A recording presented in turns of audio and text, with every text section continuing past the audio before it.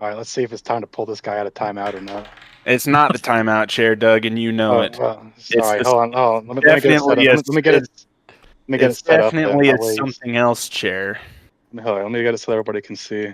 He just up on his pedestal, watching me roll the rest of the dice here. Oh, I'm so uncomfortable with this. Dude, mind your own business, bro. It's my screen. You said perception, Athletics. athletics. Sorry, I'm listening. That's an 11. Dirty 20. Very So dirty, how- slutty roll 20. Stinky, filthy, Roll D20 disgusting. D20, and then what would the and then modifier add be? your athletics. Add your so are you proficient? You should in have that? an actual athletics I thing. think he's proficient with it. So then you I'm would. not proficient with athletics. You're not. no. So Oh, you just actually- add your strength modifier. Okay. So roll a d20 and add whatever it is. You had a 5, You got John? a 5. Yep. Actually, it's nat 20. Okay. We have a natural 20. Yeah, Because of that nat 20, John, I will slightly better than me. I will allow you to roll again, John. And I will allow you to roll with advantage. Forgot I had that. Okay, that's a 17. A 17. That's significantly okay. better than the 5. Yes. Also, quite a bit. Chandler, for your next strength check, whatever the check is, whether it's athletics or is there anything else to strength that? No, it was just athletics. Just athletics and saving throws, but I mean, Okay, yeah, for your next strength check or saving throw, you will have advantage because of that natural 20. So, what did Cassius get? 13. 13. Okay, so you all succeed on what I was trying to get at. You all are running for quite a long time, and you're all in shape enough to keep up with this elf that you are following. After about an hour and a half, 2 hours of running, and I guess I don't know if no one can probably sprint for about an hour and a half, but you've definitely been running for quite a long time.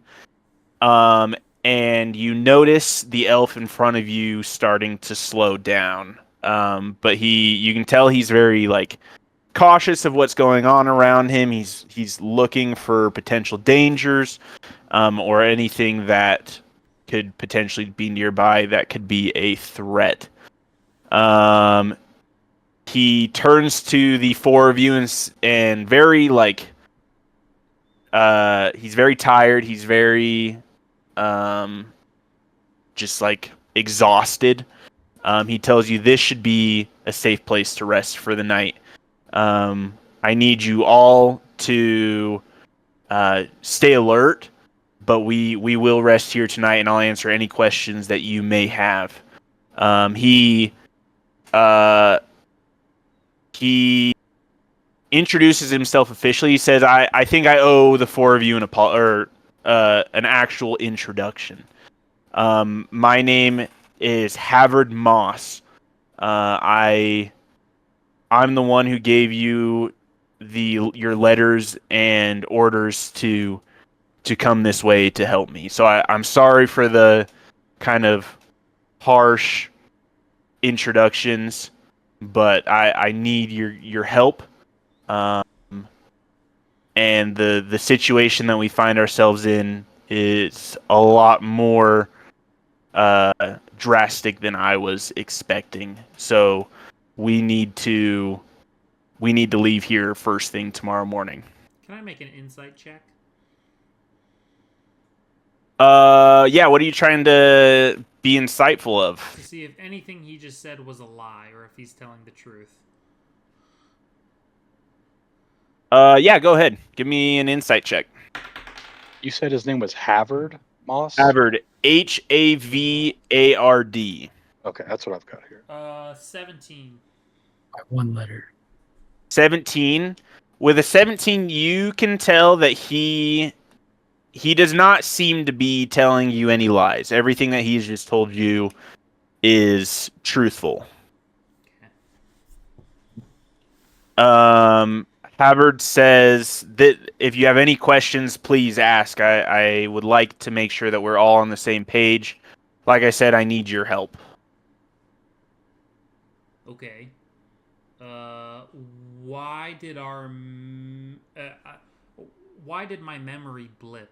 I'm speaking for myself here, but I have no recollection of going to the place you brought us. I just remember waking up in chains, very close And I would to my death. I would assume all of you probably have that same question. I will say, oh, thank you, babe. I will say that that was not my doing. I brought you to, or I asked you to come to the Squeaky Duck, and I intended to meet you there. However, you were all, before arriving to the Squeaky Duck, you were all captured by a cult. This cult is not well known around around Easthos, and this is why I need your help. I feel that the 4 of you all have the skills and knowledge necessary to help, like, take them down. They have killed many people that I know and very dear friends, and I believe that all of you have, in some way, close connections to this cult, even though you may not know it. This cult has been taking travelers from the road, mostly south of Iron Spire. And coincidentally, actually, the 4 of you were all taken by them at the same time. And when I figured this out, I was able to infiltrate their ranks and kind of put you all together.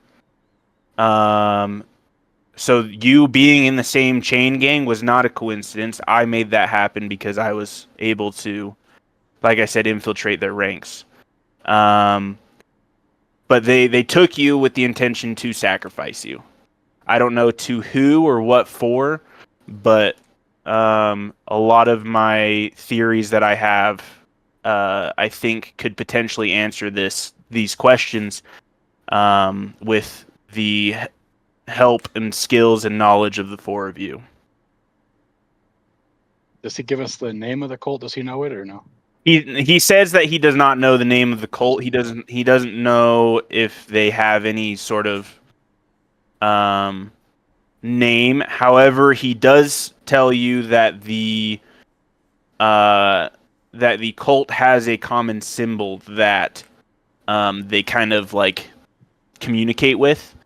If you've seen like the Dark Knight Rises, you know, at like closer to the end of the movie, how they're all drawing like the Batman symbol all around the town just to kind of like communicate with each other. They do the same thing. Their symbol is the symbol of a burning tree. Just like a generic looking tree, or Yeah, generic looking tree. Actually, Cassius and Gwendolyn, I want you to both. Well, no, never mind. You would both know this. I don't need you to so make. it looks. Okay. I don't need you to make a check. Like, tree, The huh? the tree looks very similar to the symbol that the followers of Hal use. The golden tree that you guys are very used to seeing. It looks very like it's obviously not like he shows you a kind of like a very crude drawing of this symbol that they use. However, it does look similar enough to what the followers of Hal use. However, instead of it being a tree full of greenery and life, it is a burning tree. You said the symbol for Hal was a large oak tree. It is still like a oak tree looking thing, though. Yes. Okay. So as you guys are kind of sitting around, you've slowly you guys have built a fire, kind of established a very, very crude camp, something that will last the night. Like it'll be a good camp for the night. Definitely not something that is meant to be stayed at for a long time. As you're sitting around asking and talking with Havard, he turns to Cassius and Gwendolyn and says, "The reason why I've asked the two of you to leave your post in Ironwood is because I believe the two of you to be some of the most purest followers of Hal. And I know that I've watched you from afar. I've seen the things that the two of you have done, and I know that the two of you aren't perfect. However, I do believe that you have the purest intentions as a follower of Hal. And I believe that your knowledge of him and the skills that you have acquired through being followers of Hal, I believe that the two of you can help me significantly."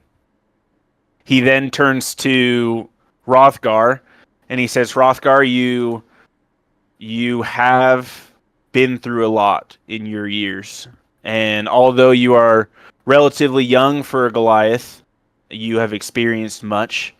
And particularly with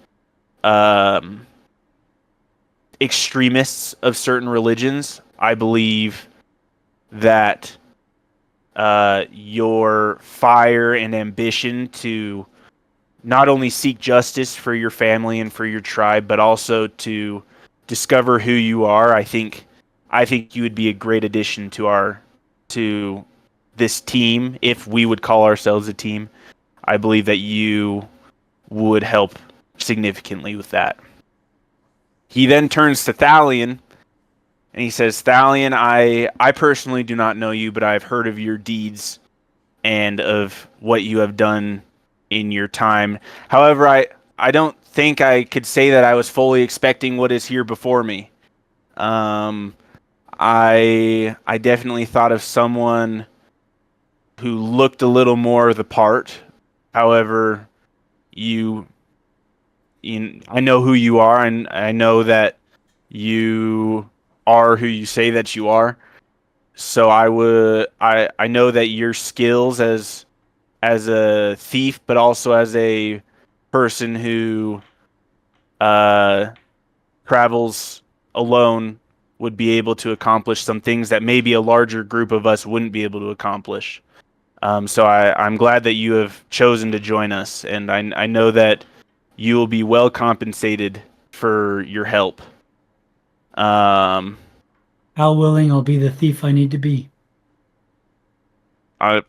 He Havard kind of he looks a little confused, but he nods his head and he says, "I'm glad that we are hopefully on the same page. Do any of you have any more questions or anything that I could potentially answer for you?"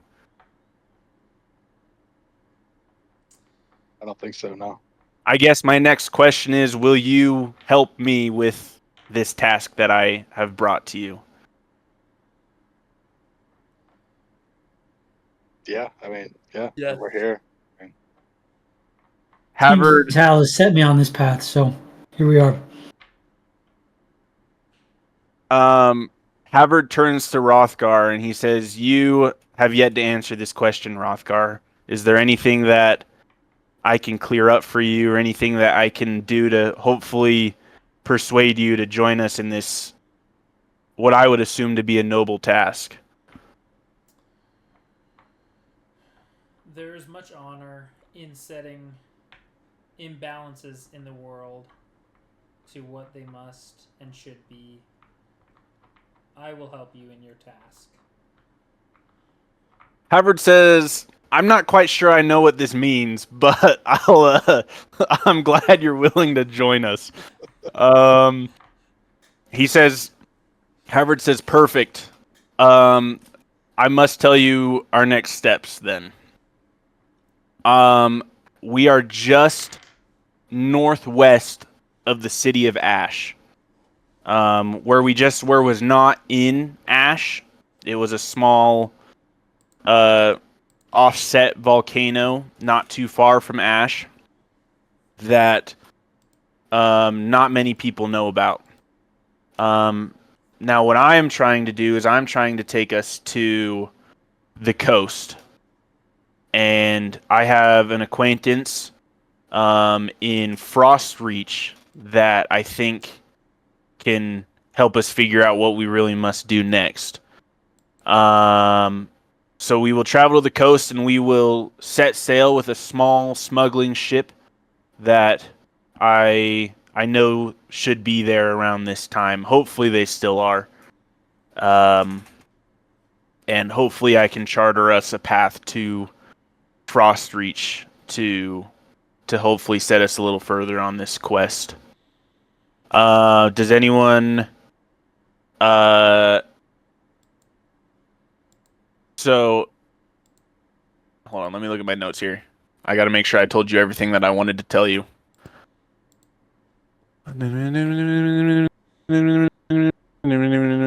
Okay. Yes, I have. That's all the information that I needed to tell you. But if there's any other information you'd like to ask of Havard, feel free to do so. What's your interest in this cult? He turns to Cassius and he says, I actually used to be a paladin like Cassius.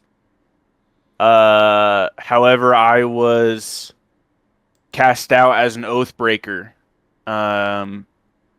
because I have been accused of murdering my best friend.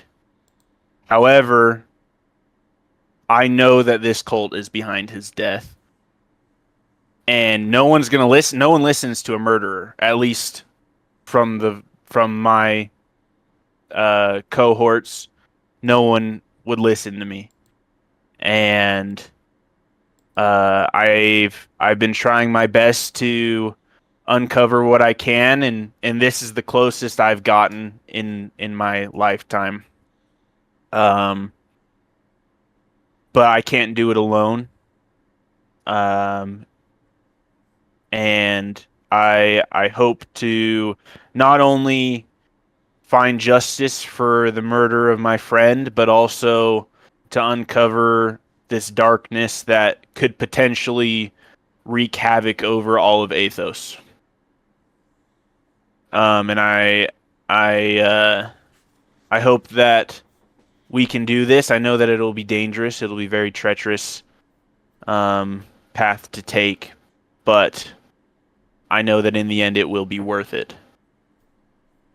As Havard says this, he stands up and he goes over to a small, I guess it's not a small rock, but a big enough rock to provide kind of partial shelter for him to set up his tent and his lodging. And he says, I will turn in for the night. Feel free to stay up as long as you would like. I do ask that maybe we take turns as sentries to watch over our camp throughout the night so that we potentially are not invaded or attacked. I do not know if we were followed. Hopefully we weren't. But I would ask that those who are willing and able can take post and guard our camp. And if you choose, you can take turns throughout the night. Should we draw straws, aka roll a d4? We could do that. That works. Or if anyone wants to volunteer. I'll take first. I mean, I'll just say, yeah. I'll take first watch. Oh, wow. Is there anything else you guys would like to do before we officially turn in for the night? I think so, no? Can I do like an investigation or a nature check to see if there's any like smoke from other campfires nearby? Just checking Sure. The skyline. Yeah, give me Give me a perception. Yeah, I'll let you choose perception or nature. Perception is slightly higher. How long did you say it was going to take us to get to the port that would take us to the thing? You'll be there by tomorrow. Like, And then how long of a ride is it out from there? from there, it'll be about 2 weeks boat ride. Dirty 20. Dirty, slutty, Dirty, slutty, naughty 20. Inky, filthy, naughty 20. disgusting, naughty 20. Ah, You're naughty. you're not. Um, You're not. You're not able. You do not see any other camps nearby or any like smoke trails, other than like the faint glow of the volcanoes to your southeast where you were coming from. Okay, so Chandler said he was taking first watch. What's everyone else taking? I can go next. Take second. Oh, okay. Yeah, that's what I thought, buddy. Lay your ass to bed. I will say it is already relatively later in the night. So the four of you, if you were to take like equal shifts throughout the night, each of you would only be up for probably about an hour and a half ish before the sun rises. I'll take last watch. Are we counting this as a like a long I was rest? gonna Or ask, is this a more of long short rest? I'll count this as a long rest. Even though it won't Let's quite be a go. full 8 Let's hours, go. I'll count the time around the campfire as part of the rest. Gather around a campfire. That means reset your HP, Matt. Matt, everybody's at full except for you. Oh, I was full. I think I was 5 short somewhere. Yeah, because you refused to let me help you. Oh, that's right. That's right.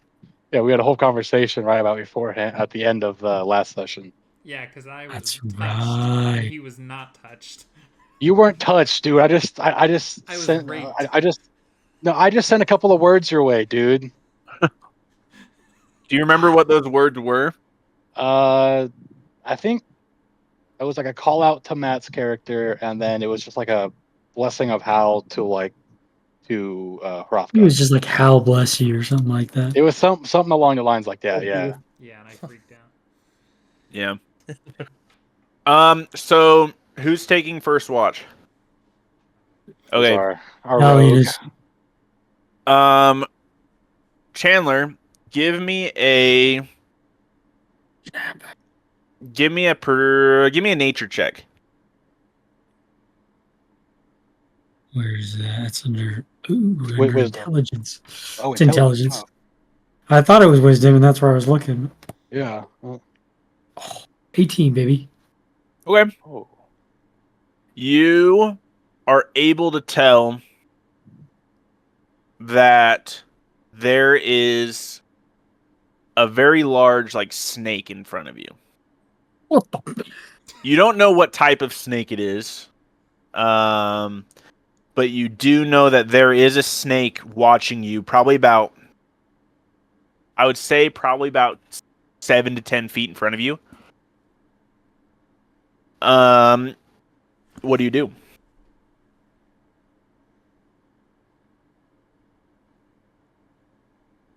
Are we all asleep right now? Would you be asleep within the first hour and a half of everyone turning in? I'm old. Yeah, I would be. Yeah, Granny's out, dude. Yeah.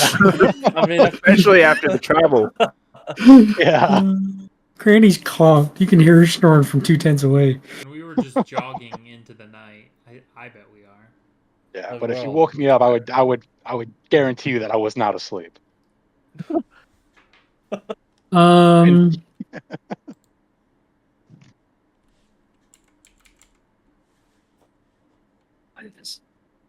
I am going to. Can I do some kind of like, I don't know, some kind of insight as to whether or not this snake is a problem or not? Yeah, give me an insight check. Insight check it is. That is going to be 17. you can tell that the snake, if you do something, the snake will attack back. But if you don't do anything, the snake will probably sit and watch you all night long, but it's not going to do anything unless you do anything to it. Okay. My character is going to sit down and kind of like stare at the snake, and then basically have a conversation with it.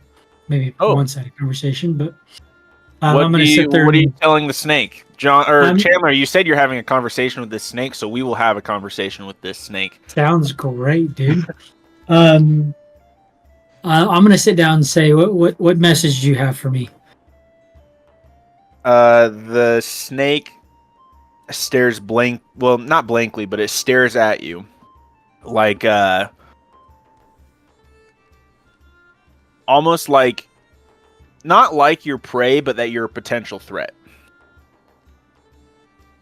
I'm gonna.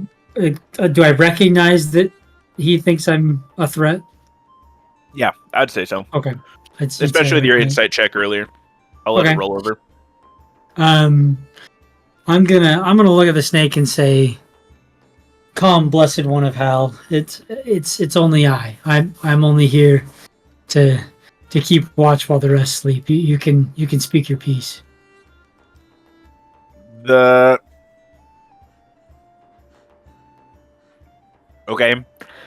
snake will not coil. It'll coil up into it like a. It's like, you know, when snakes like just kind of coil up into themselves. It'll do that, but it won't have like a strike. Like, you know how snakes, you can tell when they look like they're about like to a striking strike? position, but just kind of resting on itself. It coils itself. It's still watching you, but as you say that, it starts to kind of coil into itself. Okay. My character is gonna look at it and go, I guess I have company for tonight, and then just kind of leave it at that. Actually, I'm gonna adjust that a little bit. My character looks at the snake and goes, "I'm grateful to have one of the blessed ones of Hal with me." As you sit there throughout the night, kind of watching the snake, maybe having more small conversations with it, the snake, just because you've been sitting there for so long, you haven't really been doing anything, the snake will eventually kind of slither off into the night.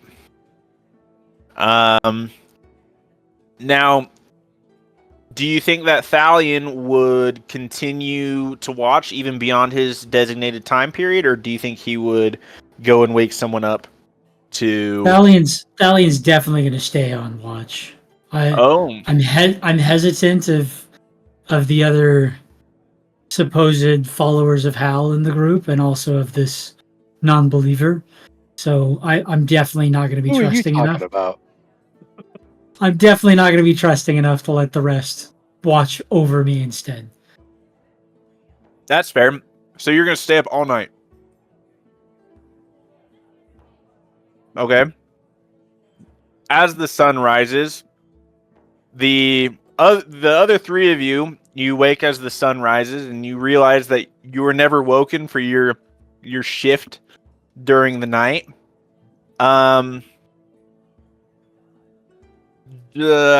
Chandler. A long rest for you, Chandler. Sorry, dude. No, Really I'll still give you the benefits of a long rest. I was meditating during that time, Douglas. With your eyes closed? On watch? I'll give you the benefits of a long rest. But I want you to give me a Constitution saving throw.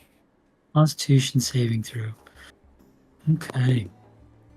That is going to be 14. A 14. Mm-hmm. Okay.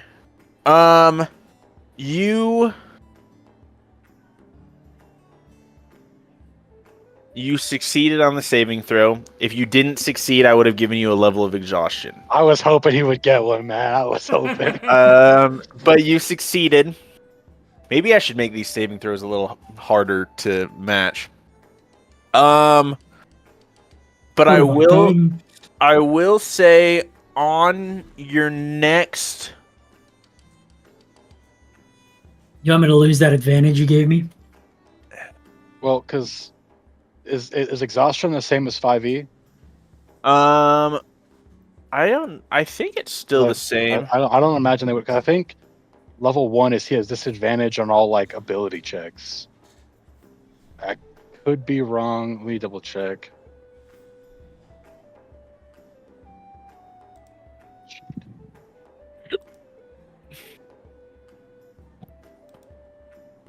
Oh, this new exhaustion rules. Disadvantage on ability checks for level 1. 2 is speed is halved. 3 is disadvantage on attack rolls and saving throws. 4 is hit point maximum halved. 5 speed is 0, and 6 is death. Yeah. Okay, this is what I'm gonna do. I'm just gonna give you disadvantage on Oh, never mind. I'm reading that wrong. Hold on. It was detailing. Give me a chart for the 5e stuff. That on exhaustion. when you make a D20 test, the roll is reduced by 2 times your exhaustion level. For example, if you have a level 3 exhaustion, any D20 test would be reduced by -6. It's And your speed is reduced by a number of feet equal to 5 times your exhaustion level. For example, if you have a level 4 exhaustion, you were reduced by 20 feet. There's I'm just until you take a short or a long rest. I'm just gonna give you disadvantage on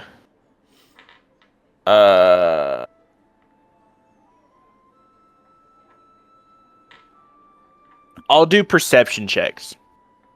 fair enough. Just until you take a short or a long rest, just because you're so tired and My eyes are exhausted, tired. you're not as perceptive as you could be. I'm tired. My feet hurt.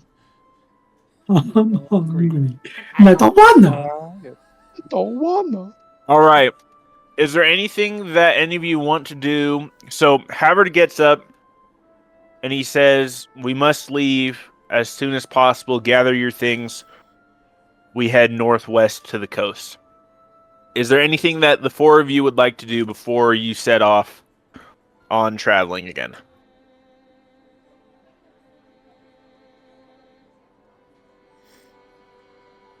I don't know, maybe I think just because being a cleric, I might just give after like packing up or whatever, I might just give like a quick prayer asking for safe travels, I guess. Okay. Anything else anyone would like to do? Want to join me in prayer, Matthew? Or sorry, Cassius? Yes, I'd love to. What does Hrothgar do when he sees this? Definitely inches towards towards Moss, and does not partake. Towards Moss? Yeah, Havard? Oh, towards like Havard Havard Moss. Yeah, I Havard. thought you meant like Moss. No, I was like, no, towards Havard. At first, I was like, did he bring somebody? But he had like a Towards like a summon or something. okay. What would Thalion do? I think Thalian's interested. He's hesitant, but he's interested as to what this supposed cleric of Hell has to say. I don't think I'm necessarily. I'm not hiding the fact that I'm holding my symbol, and I don't think I'm speaking out loud. I'm more so just like you can obviously just tell more what I'm silent doing. prayer. You can tell what I'm doing. Okay. So I'm not really. So it's still kind of the same thing though. I wouldn't say I'm like side eyeing. What's your What is side? it, Gwendolyn? But I'm kind of. I'm giving a little bit of like, what's going on over there? Would Gwendolyn or Cassius notice Thalion or Havard's behavior? I think I'm kind of like praying into my holy symbol. I don't think that I'm more so looking around as much. Uh, closed. I don't think I'm. It's not. It's not like more than maybe 30 seconds. Just a quick like. I don't know them very well, so I'm not going to be like taking a few minutes with my eyes closed, dropping my guard completely. Just like a few seconds of. So I probably wouldn't notice that now. Okay. Well, would Cassius notice or no? No, I kind of imagine it like, in Monty Python when King Arthur defeats the Black Knight. He immediately starts praying, kind of like that kind of pose. So his eyes are like closed and stuff. Yeah, no longer than like 30 seconds. Okay. What Cool. an image. Yeah, what an Like, image. How do I best describe it? Awesome. So, as you pack up, you start heading northwest with Havard. I want everyone to roll me another athletics check. And I believe 23. Okay, cool. Same. And was that with advantage, Chandler? Yes. Well, regardless, you succeeded. What did Cassius get? 23. And whoa. That's a nat 20 plus 3. John and I are right there together. I got a 9. Yep, same. If you got a nat 20, that's just a nat 20. Oh, well, it just adds. I'm just Another humble roll by Cassius. Yeah. If you got a nat 20, bro, that is like that is the best you can do. Automatic success. You can't get any better. Praise Hal. Praise Hal. Praise Hal. Praise Hal. The humble Cassius, he won't boast of his nat 20s. And then Gwendolyn and Rothgar got 8s. 9. Across 9. Okay, 9. We failed a little bit better. Yeah, come on, dude. Credit where Okay. it's due. Okay, hold You on. get exhaustion. Let me make a roll real quick. No, I'm well rested. Okay. I feel like that's so fitting. Granny running across the countryside. Yeah, it's like, I just imagine Gimli from Lord of the Rings when they're like doing the run, Yeah. rolling down the hill. Yeah. Okay. I made a roll. The two of you will potentially find out what happens later based off of that check that you did. Or that It's about to get fun. So after about half a day's travel, maybe a little longer, with occasional bathroom breaks or whatever, Granny's got to make sure she's keeping up on dehydrated. Right, she's trying to keep up on her fluids, and she maybe doesn't have the strongest bladder that she used to Blood sugar's a little low. in her younger years. Strong. That's about it, though. Give me a Constitution saving throw on that comment. Constitution saving throw. He's about to piss himself. Well, a 7's a passing grade, right? Okay, hold on. Is it worth it? For being a human, once per long rest, I get heroic inspiration. I'll tell you what happens, and you can decide if you'd like to use it. I don't want to piss myself on the first meeting, bro. Granny pisses herself. Heroic inspiration it is. You know what? No, this dice is joining this one, dude. This one's coming off the cuck chair. We're gonna see how this one does.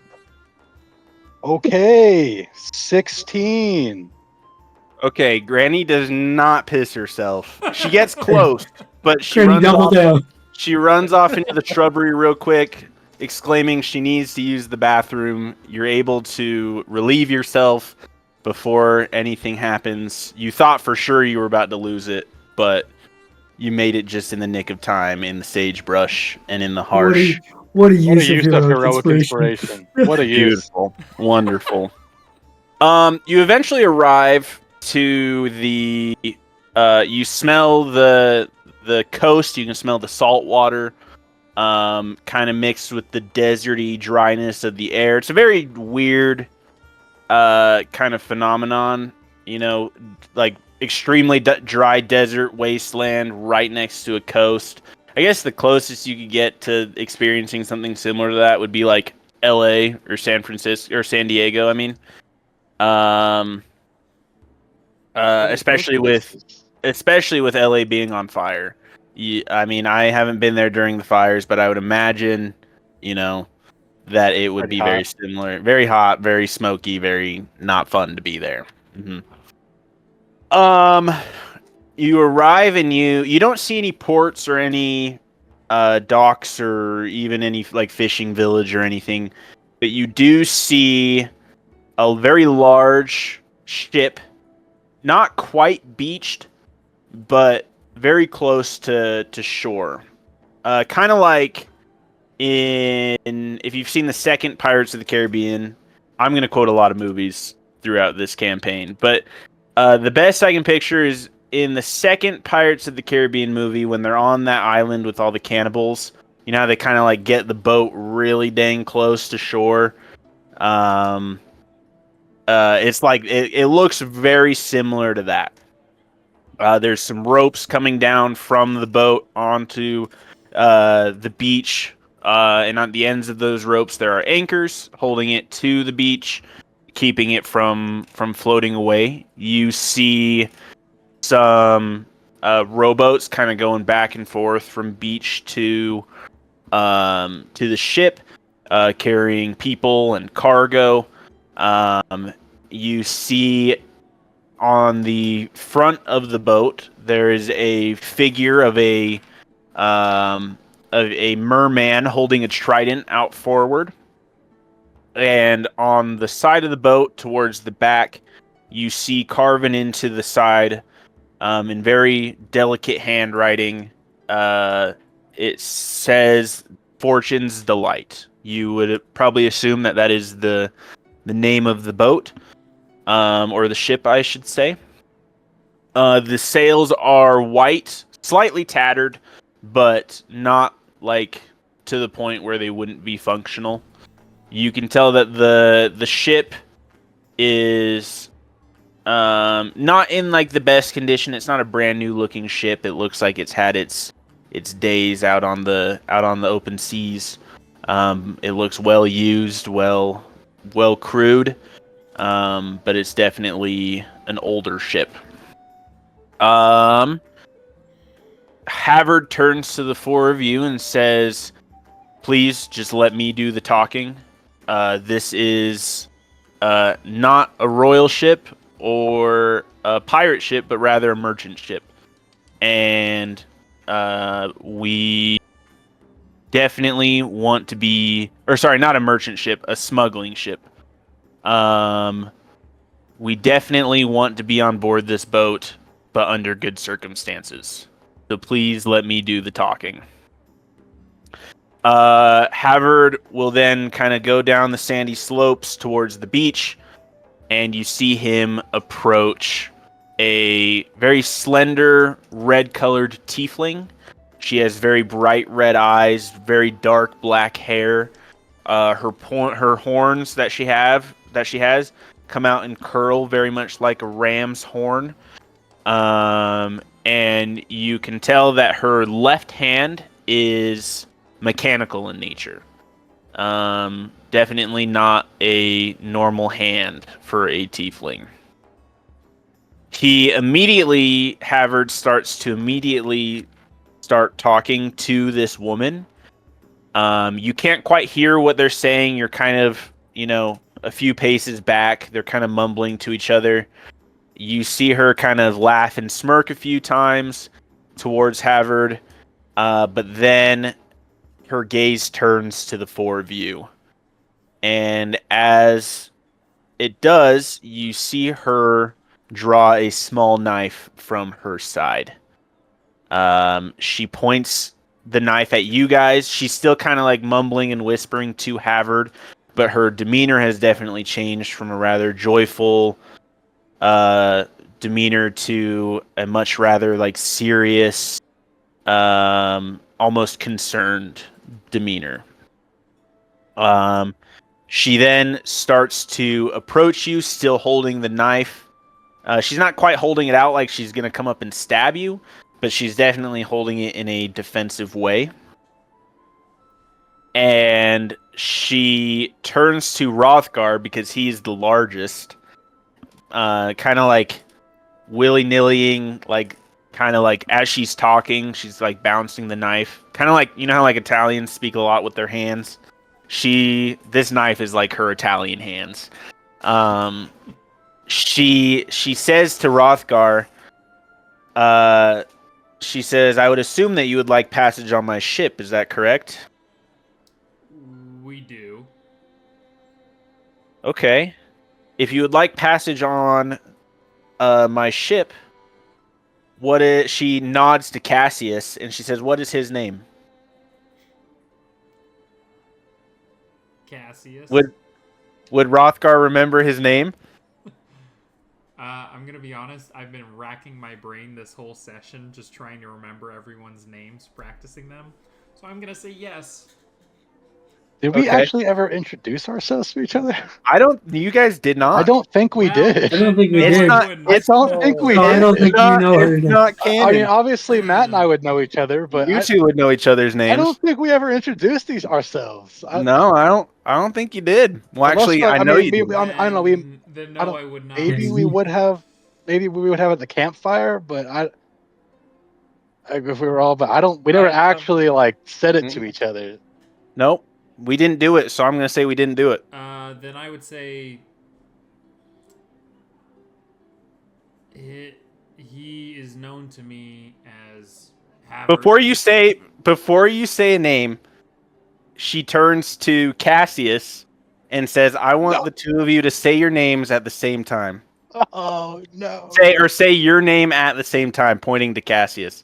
Two of you need to say it at the same time. Like say my name, or say Yeah. his So you would say your name. name? Oh. John, I want you to roll me. I'm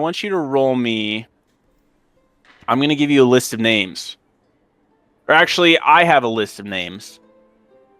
And depending on what you roll, I'm going to have you roll a d4. Depending on which number you roll, will be the name that I give you. Okay. Give me a second to pull up this list of names so that I make sure I've got it right. So fast. We're not out yet. Unless Nope, one of the you're four not. names You're not out is yet. Cassius. That'd be a mythical poll right here, dude. He's gonna get it. He's gonna get it right, and Matt's gonna change it. I lost my. Mr. Brightside. Yeah. Mr. Brightside. This is the perfect opportunity for you to go, "I'm Mr. Brightside." Okay, roll me a number. Get his kill. A Because I'm D4? Mr. Worth it. Brightside. Totally Yeah, roll a d4 and give me what number you roll. A 2. A 2. Okay, I'm gonna type the name. I'm gonna message you the name that you have to say. Well, actually, hold on. He would have heard me yell it at Matt during the fight, wouldn't he? Did you yell at it? Because Oh, yeah, 'cause that you was did. the healing word I used That was on the Matt. Was healing yelling you his did. name. I'll give you advantage. Well, actually, you don't know if you got the name or not, but I'll let you roll it again, and depending on what roll you get, I'll let you pick the first or the second number, your choice. Okay. Oh, that's worse. No, and then That's it's your worse. fault. 4. So send. You got a 2 or a 4. Okay. I'm gonna double down. Just stay Oh, with man. 2. I'm gonna stay with. You're 2. gonna stay with 2. Oh, yes. Really, we're cooked, bro. Let me. No.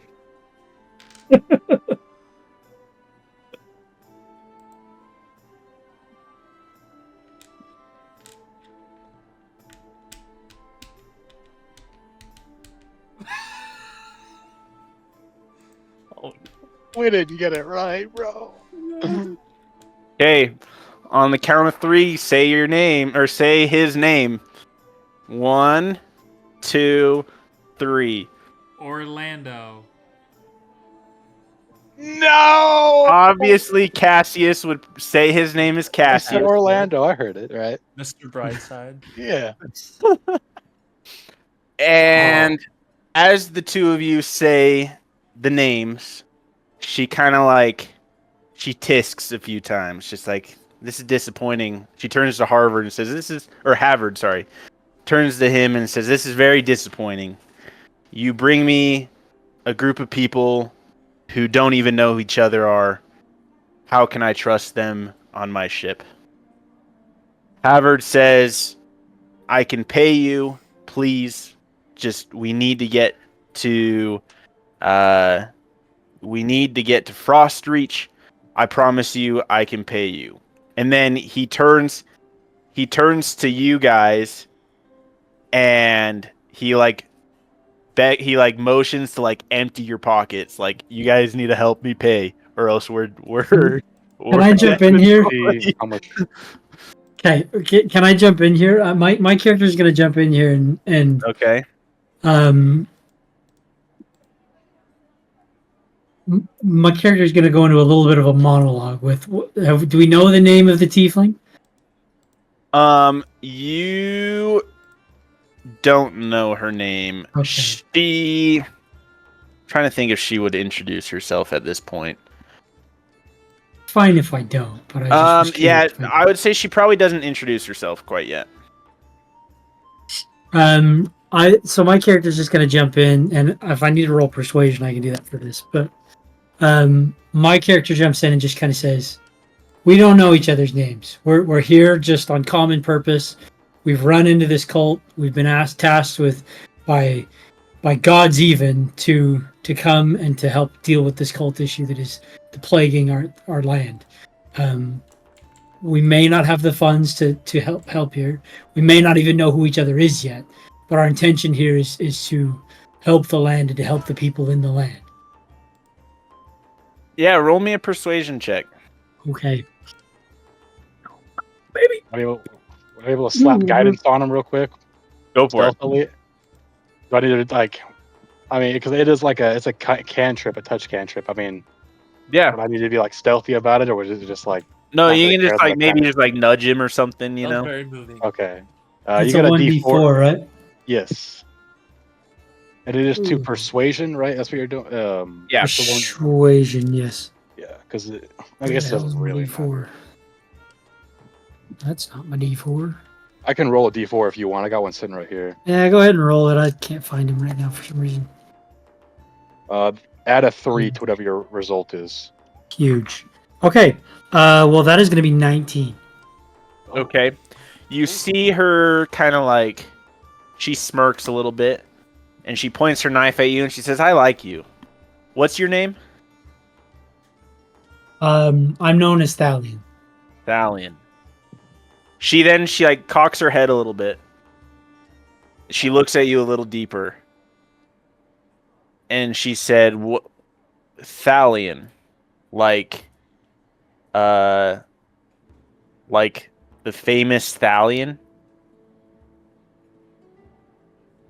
It seems that Hal has prepared the way here, and you've heard of my name. Yes, I'm known as Thalion among the people of this land. You're telling me that you're Thalion Shadowfoot? That would be me. How willing that would be me. Roll me another persuasion check. What do you mean, bro? He still has. I still have guidance, right? Yeah, you still have guidance. Do I need to Doug, roll- will do I you? need to roll Actually, again? never mind. I've got one. Got one. I found it. Okay, it's a 2. Mine would have been a 4. That is going to be a 21. She like cocks her head again. She like squints at you very deeply. She takes a few steps forward. And she starts like belly laughing, like deep laughing, like, "You're uglier than I remember you, you son of a gun." She goes in for a hug. And she's like, we've only met once before, but gall dang, I thought for sure I would remember your face a little better. She hugs you. She kind of like gives you a really rough like slap on the shoulder. Aren't you also like 7 feet tall? Yeah. She like slaps you on the shoulder, and she goes, you guys don't need to pay. This guy's got enough reputation to get us where we need to go. And she goes, feel free to come aboard. You guys can hop on this next little cargo ship on up. Make yourselves at home, please. But don't go into my quarters, please. It's just my personal space. It's my personal bubble, It's like, I'm sure you guys don't like it when people go into your personal spaces, personal areas. Just stay out of mine, and we'll be a-okay. You can see Havard is like he looks like he's about to faint, like with what just happened. Like, he's in disbelief that you guys were able to, or at least Stallion was able to persuade his way, or the way for the four of you onto the boat. Havard and I both. So what do you guys do? You've been told that you can hop on this next little rowboat up to the boat. Do you guys want to go straight to that? Do you want to do anything else? How much time do we have, do you think, before they like depart? The captain, who will actually now introduce herself, she says, for those of you who don't know me, she says I'm Glade Red Eyes, and you immediately are able to connect that her very bright red tiefling eyes are the reason why she has her name. She says I'm the captain of Fortune's Delight, and captain of this crew. So I gladly welcome you aboard. Any friend of Thalion is a friend of mine. And she like turns to Thalion and like winks at him, and then she turns to the rest of you and she says, I've got a few more things that I need to take care of, but we'll probably be departing within the next 2 or so hours. We need to leave under later in the day, so that by the time we reach full sail, it'll be darker. Thalion turns to remind me of her name again. Blade Red Eyes. Blade Red Eyes. Blade like Blade or BLAD? Glade? Blade like a Wait. Like GLAD? GLAD. Glade. Glade. Okay. Glade Red Eyes. Thalion turns to Glade and just says, when we have time, let's speak of our past meeting. It's been many a lifetime since then. He blushes and says, of course. Blushes. Oh. And yeah, she goes back to commanding her crew. Very like, I'm trying to think of a good word to describe it. She's very demanding in her orders that she's giving to her crew.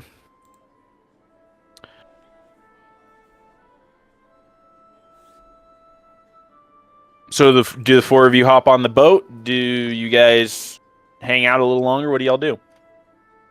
I'm just gonna say, after all that, my name is Cassius Brightside. It's nice to meet. Yeah, I guess we You do a too? quick introduction. Yeah, we probably should introduce. Yeah. I'm gonna walk up to Cassius and say, I meant you no Just disrespect. keep calling him Orlando. You I hear meant you no Glade turn disrespect. back. I had a dream last night when we were resting that your name was Orlando, and I apologize for that awkward moment between us. I meant no disrespect. It is all good. And what is your name? Just so we don't. So. I'm known as Hrothgar Cloudrender. You can call me Hrothgar. Nice to meet you, Hrothgar. You can call me Cassius. Or Mr. Brightside if you feel so. Sounds good. Cassius it is. And I turn I to missed. Thalion. I say, I understand your name is Thalion, and I have to bend way, way, way down. I said, and what is your name, ma'am? How tall are you again? I'm Was it 8 foot tall. exactly 8 feet? 8 feet tall. Wait, think I was, like- is Gwendolyn the type of old lady who gets offended when she's called ma'am? No. I mean, she ran a restaurant for a long time, so I think she's used to like Oh, getting like fair. yeah, I'll tell him, my name is Gwendolyn, but my friends call me Granny, just due to my age. Well, it is So, very nice to meet you, Gwendolyn. I take note of that. Gwendolyn will remember that. Clementine will remember that.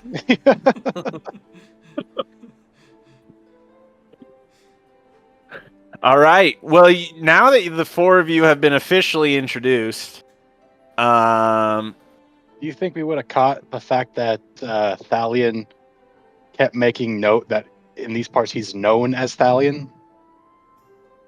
I I want guess maybe roll an insight. I want everyone to roll, other than Thalion. Thalion doesn't have to. Yeah, roll me an insight. Oh, you're cooked, but I need to roll different dice here. That is going to be. Okay. Ooh, that is a 22. That's actually so fitting. Yeah, actually, but especially with our past interactions, that is perfect. You got a What- 5, John? What does Cassius roll? Bro was not listening. John was not listening to the John conversation. was not. I'm blanked. He Nice. blanked. John He was saw a getting over- tiefling and went, ooh! Yeah. so would it be insight? It'd be So roll the wisdom. d20, and then Uh-huh. Yeah, are you wisdom. proficient Matt, with that- insight? Yeah. Yeah, Matt, that page Oh. that we made you, there should be a Oh, number great. sitting right next to insight. So you Oh, just I add add whatever that? that is. Yeah, you Yeah. add whatever the number there is, and then we'll let you know whenever that number will change.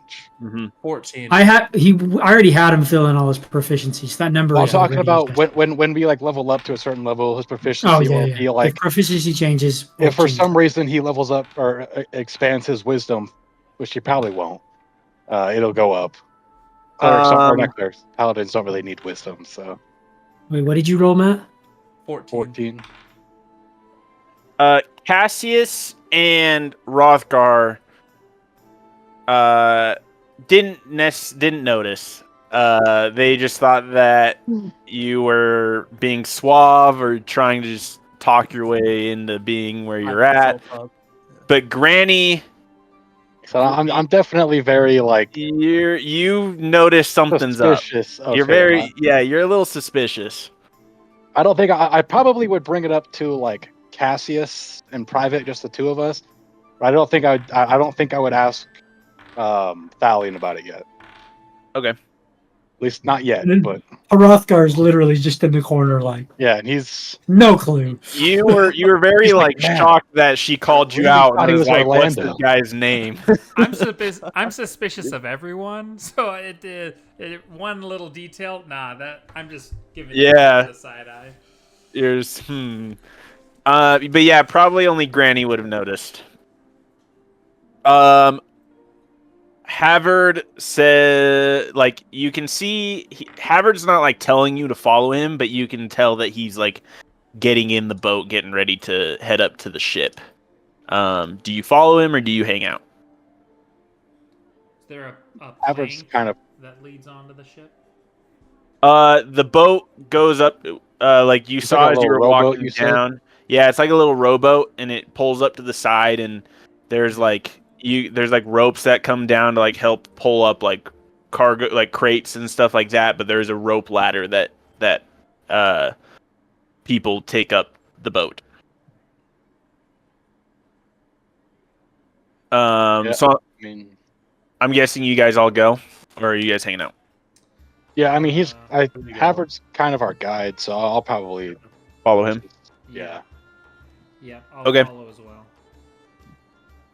As you guys get on the boat, I want everyone to give me a perception check.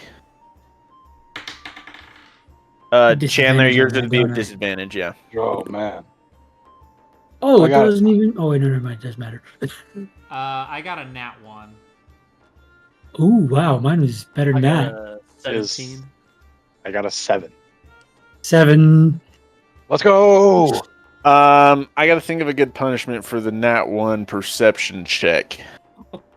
Let me consult the Googles. They very often Just climbing up that ladder rope with bird shits in his eyes. Or breaks in the face. No. Or shit's in his eyes. a natural 1 on perception. These new dice aren't really impressing me. Where'd you get them from? Just off Amazon or what? Yeah, off Amazon. What do they look like? They're pretty cool looking, I think. They got like little Those are blue pretty nice. crystally gems in them. Like a dark side on Those are everything. cool. Yeah. So I love metal dice though. Just the way they feel, dude. It's just so nice. John, Yes. I want you, or actually, I'm gonna message you something, and for as long as we're with, or I'll just message you this. And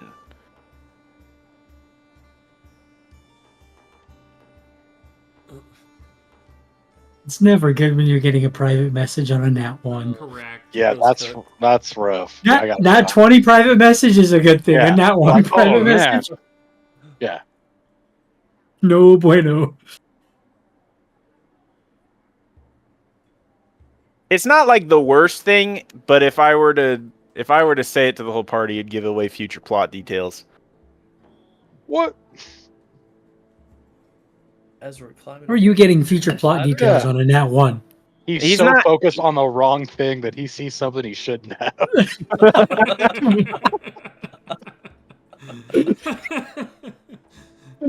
Oh, that's so awesome.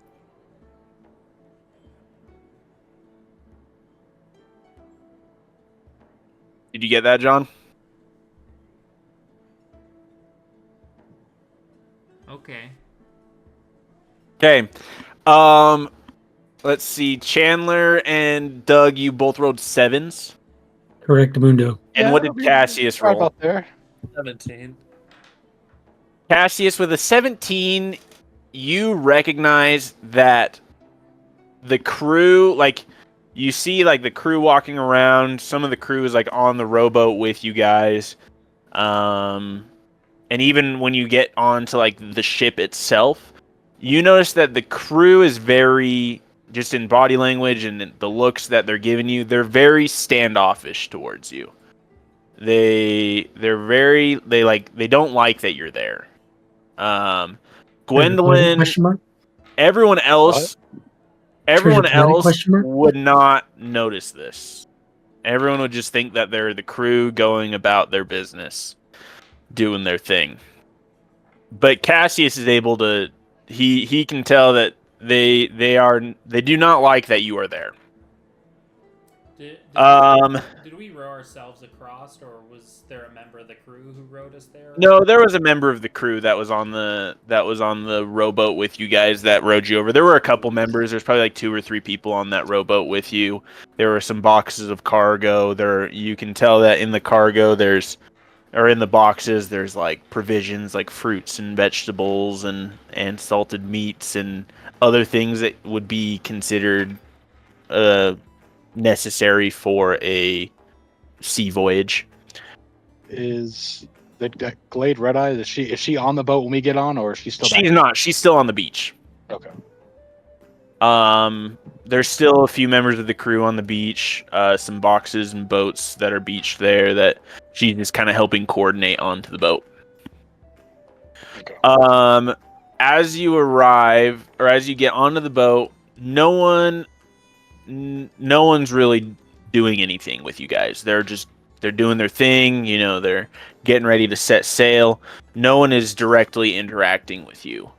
What do you guys do? I'm I'm gonna turn to the person that rowed us across and say, Pause. no, that My fault, dude. Damn. Wait, what'd you say? I said pause. You said the person who rode us across. My fault. Continue. That was rowed the dumb. boat. That was dumb. Damn it!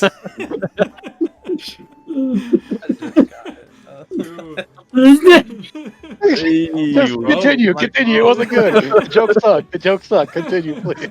I immediately got it. I said, "Oh shit, he got me." Damn it! I'm gonna turn to that person and tell him, "Thank you, sir. Thank you. The Lord of Smiles blesses you this day," and turn back around. The person who was steering the rowboat and rowing it, kind of gives you a look and spits on the ground. Would we know? I know he's mentioned Lord of Smiles a few times. Would that be I don't something that think any of anybody's us heard would of? know anything about this. No. No one other than John would know.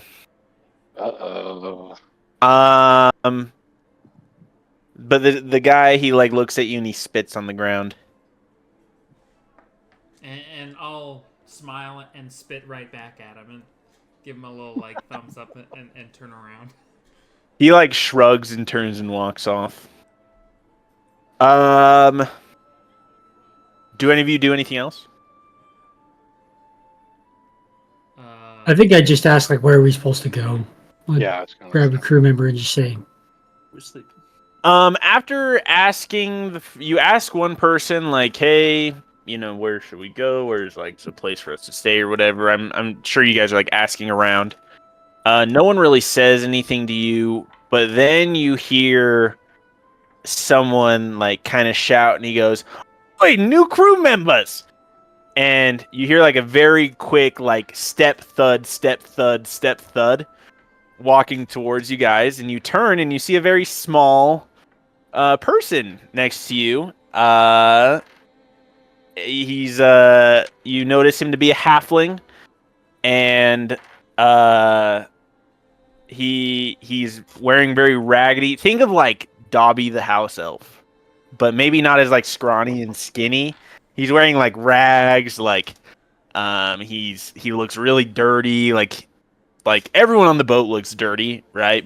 But he looks like especially dirty. And he says, "My name's Pavel." And he reaches his hand out to shake each one of your hands. He's very excited to see the four of you. I'll say, You said it was "Hello, Pavel? Pavel." His name is Pavel. Pavel. I'll say, "Hello, Sorry, Pavel." Pavel. I'll say, "Hello, Pavel," and I'll spit on the ground towards him. He says, "That was really gross. Don't do that again." But then he's like, "That's okay though." He like smacks you on the leg because you're really tall and he's really, really short. So he like smacks you on the leg. He says, "Glad to have you. What was your name?" Hrothgar is my name. "I'm gonna call you Rothy." He turns to Granny and he reaches out his hand. He's like, "Pavel's me name. What's yours?" I just tell him. I'll tell him you can call me Granny, and to shake his hand. He says, "You have to bake me cookies before we leave, before we reach shore." I'll tell him. I was like, I'm not much of a baker, but I was like, if you want me to cook something, I would absolutely love to do that. "I would like cookies." We'll see what we can do.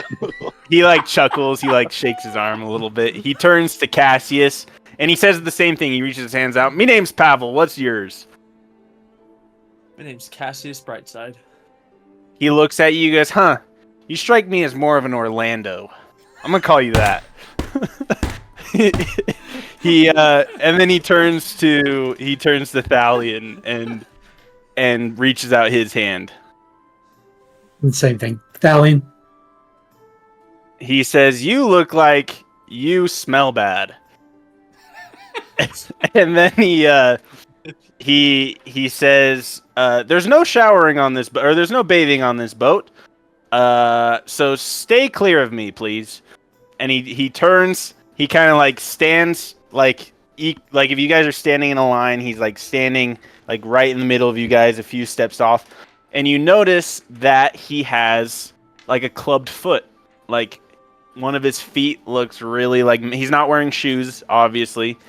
But one of his feet is like really kind of messed up. You know, a better way to describe Pavel is he kind of looks like, if you've seen the Clone Wars TV show, he looks like Clone Trooper 99. Like he looks he looks a little deformed. He limps around kind of like Clone 99 does.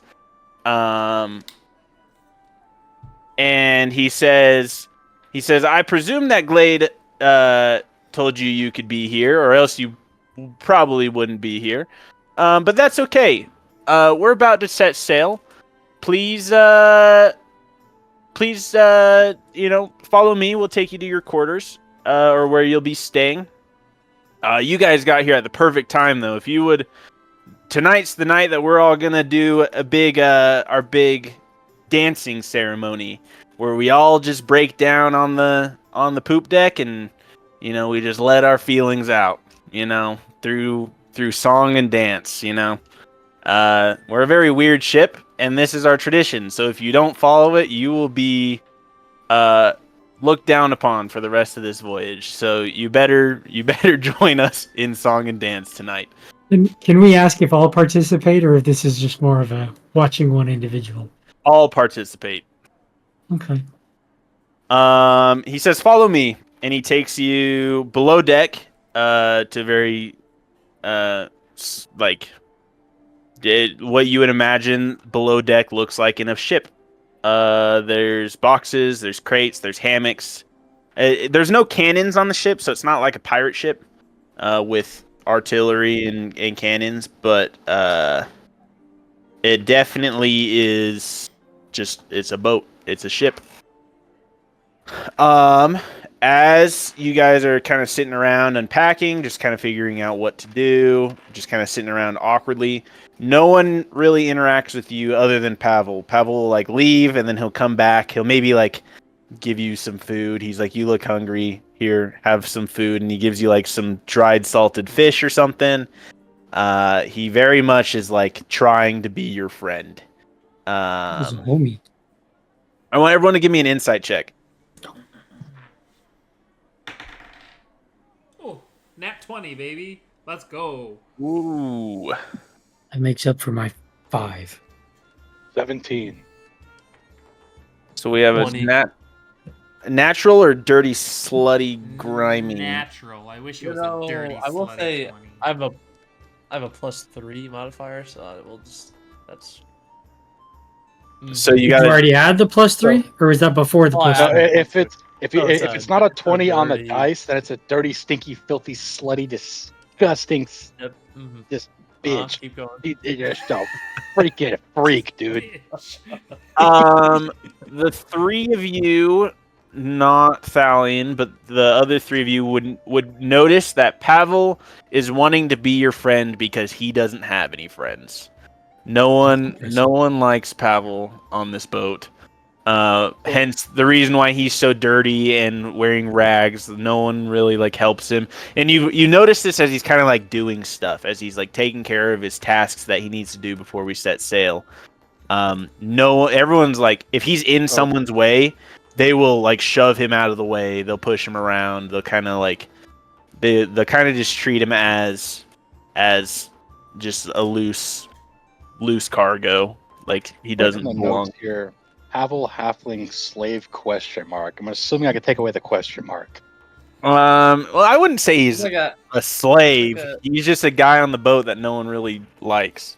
it's like a house elf from Harry Potter. Yeah, he's a house Yeah, elf. that's why I kind of put. But he's not a mark. slave. Not I like wouldn't call him a slave. He's bottom of the totem pole for sure. Okay. If we can What do you guys do as you're kind of waiting to set sail? I mean, I guess kind of just look around the ship a bit. You know, I mean, as much as we can. Obviously, I wouldn't go in. I'm not going to go into the captain's quarters or anything, but kind of just look around, get familiar with the ship we're going to be spending the next couple of weeks on. Havard's not with us, is he? Havard is not with you. He actually got on the boat before you guys back to the ship. So he is not with you guys. Good catch, Matt. As Granny is looking around, like was mentioned before by Havard, this is a smuggling ship. So I think specifically, I'm kind of looking around just in general, but like specifically saying if there's like a kitchen around here. oh yeah, you definitely, as you wander around, you find what would be the kitchen of the boat. It's below deck. It very much it looks like a small kitchen on a boat. There's like a cast iron stove that's fueled by wood. There's a big like soup pot that is chilling out on that stove. There's a couple cupboards and cabinets where food is stored. And this is all below deck, closer towards the back of the ship. Is there anybody in the kitchen? Currently there is not, no. But there is a big pot of soup boiling in the kitchen, as if someone was recently there, like preparing food, preparing a meal. I don't think I wouldn't. I know better than to walk into somebody else's kitchen and just start touching stuff. So give me a perception check. Perception. All right, we're using the gold dice this time. This nat 20, baby. That's what's up. A natural 20. It's a kitchen. I know my way around. I'm at home. You can tell that whatever is in the bowl of whatever's in the big soup pot is not good. Like, it's like if it were to be fed in your kitchen, you would probably fire somebody. Like that is just, it's not. It smells bad. It might even potentially be getting close to burning. It smells horrible. You can just tell that it probably tastes horrible. You would be very disappointed if this were to be served in your restaurant. I definitely take note of that. I might, maybe, like I said, I definitely don't touch it because, like I said, this is not my restaurant. No matter how bad the food is, or how bad I know it's going to be, it's not. We're kind of guests here, and this isn't my kitchen. I do kind of maybe hang out a few minutes to see if the guy whoever is making the food is going to come back, but I don't think I get in there and actually start whipping anything up. But okay. I really want to. I said I'll hang out a few minutes, kind of see if anyone comes back, but I don't go hands on yet. The longer you hang out, the more that soup starts to smell bad. But how long would you say you're hanging out for? I mean, would you say how recent? Like the walk around the ship. I mean, how would you say that I found the kitchen toward the end of my search, or just kind of toward the beginning? I'd say probably closer to the end. Then I'll probably hang out maybe, I don't know, no longer than 5, maybe 10 minutes. Kind of hang out. Is there somewhere to like sit down? Yeah, there's some stools around the kitchen. You sit there and you see someone walk in, very like gross, very large man walks in. He like grumbles a little bit. He like reaches in and out of the cabinets and just kind of takes stuff out, puts stuff away, and then he'll stir the soup every once in a while, and then he'll just leave. Like he doesn't even address you when you're there. I think when I see him come in and start like messing with the soup, I probably kind of get up and walk over and sort of I guess I sort of introduce myself, kind of like asking, like trying to just kind of talk to him chef to chef a little bit, I think. Okay, what do you say? I kind of just like I'll probably introduce myself. Like I'll walk up and just like, hey, ask him how long he's been cooking for. If he's like, if he's the one in charge of this kitchen, kind of just thing. No matter what you say, his only response is "me cook," and then he'll just kind of like turn and get back to like stirring his soup and messing with it. But every time you've tried to talk to him, he'll just say "me cook," but like he'll change his tone. So like if you were to say something along the line that might be perceived as like, "Hey, I think your soup is gonna taste bad because of X, Y, and Z or whatever," he would maybe sound a little bit more like, "This is my kitchen. Don't talk to me." Or if you were to like give him tips or whatever, he might sound like intrigued, but maybe still kind of frustrated that you're telling him what to do in his own kitchen. But all he says I is, don't think, like I said, I don't think I would like tell him what to do. I was more so "Sure, just kind of like, so I've been in the industry a long time. No, I don't think I would ever like, I don't think I would tell him what to do, especially since like we just got here and I know I kind of get the impression this guy. Do I get the impression that this guy doesn't know how to say anything else other than me cook, or is it like that's all he's saying to me? that's all he's saying to you." You would probably presume that it's also all he knows how to say. Okay. Yeah, like I said, I don't think I'm like telling him like I think I'm definitely giving him like tips and stuff and being like, oh man, I noticed you're cooking here, kind of like what kind of soup is it? Like I've got this, I don't like go into the fact like, oh, I ran a restaurant for blah, blah, blah. I'm kind of just like, oh, I used to, have a restaurant of my own. What kind of soup is this kind of thing? But like I definitely not like pushing into his thing like, hey man, do this, do this, do this. Sure. Yeah, no, all he's saying is "me cook." I think as of right now, this is kind of fruitless for me. So maybe I just kind of walk out, maybe try to find the rest of the guys, or at least Cassius. While let's switch over to Cassius. What would Cassius be doing? I think he would take note that he hadn't seen Howard in a minute, so he would probably go and look for him on the ship. Okay. Where would you probably start looking for Havard? In the other, not, what do you call it? Like, not crew quarters, but like passenger quarters. Okay. Yeah. If we're allowed in there. Sure. See Yeah, if no, we there's can put it in like a different room or something. there's definitely multiple rooms below deck. All the crew and passengers would be staying in the same room or set of rooms. Either on the floor or in hammocks would probably be where they're sleeping. Everyone's got like their kind of own little area, I guess, whether it's above or below somebody else. As you look around the bottom or like the below deck, you don't seem to find him. He's not. At least from what you can tell, he's not there.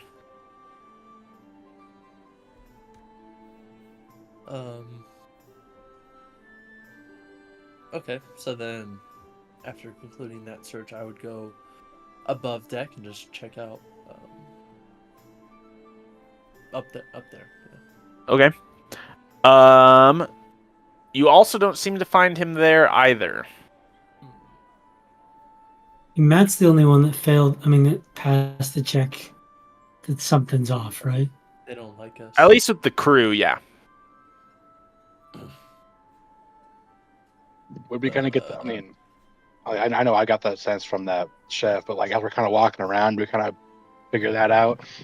They kind of steering clear of us, or Yeah, if you try to really talk to anybody, no one's really like talking to you back, or if you like ask them a question, it'd be like a very like short answer. So like if you were to ask them where something is, like they wouldn't try to make conversation with you. They'd just like tell you where something is and just like get going. Or they might not even answer you. They just kind of like shrug past you.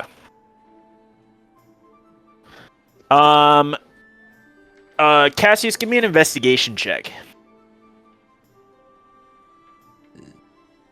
+1. Ooh.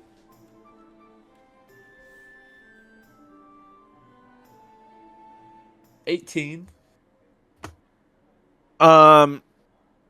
You have checked most everywhere, like reasonable place for Havard to be, other than the captain's quarters. Aw, shit. Uh-oh, Thalia.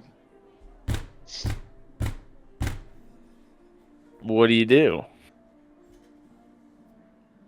Is she still on the beach or is she on board? You've been on the boat for a while. You're if anything, you guys have actually probably set sail. Okay.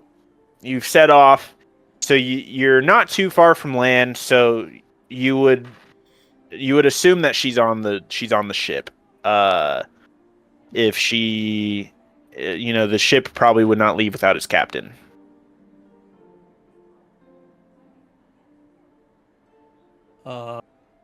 She said just not to go in there, right? Like that. Correct. Okay. I guess I would. The only way to get to the captain's quarters is from the top deck. So the way that you'd get to the lower deck is there's like a in the center of the ship, there's like a small staircase that goes down into the bottom deck. The captain's quarters, like if you think of like a pirate ship, like in Pirates of the Caribbean or whatever, like Captain Barbossa's quarters in the first movie were directly under the helm of the ship, where the ship is steered, and the only way to get there is from the top deck.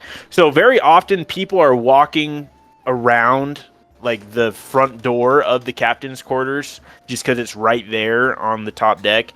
So it's not hard to find the quarters of the captain.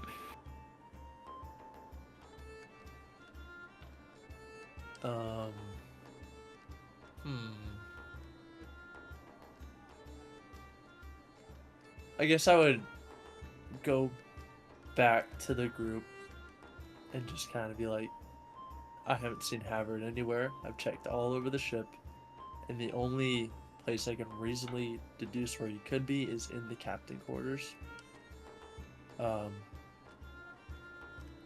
Should we investigate any further, or should we kind of just leave it there?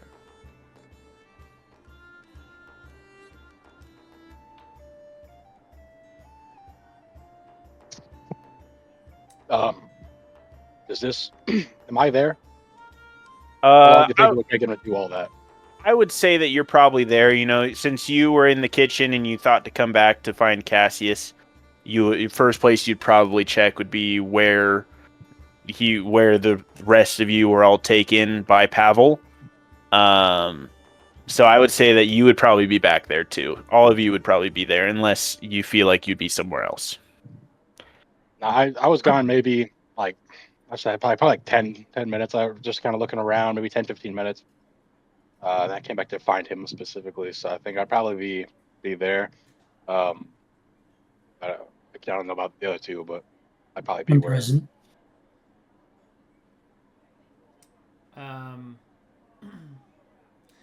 Is Pavel there with us? Yeah, Pavel's there. This is probably a moment where he's there. He's probably just like sitting, trying to get to know you guys or whatever. I'll turn to Pavel and say, Pavel, this may be an rather forward of me to ask, but you gotta hear about this. How do you feel about your captain of this ship?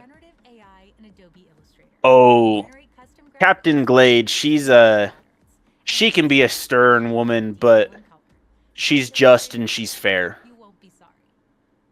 Is she? Hey, Mom, sorry for the late message. We were working on a platform. Is she taken? Does she have any men that? Oh, she's a very luxurious woman.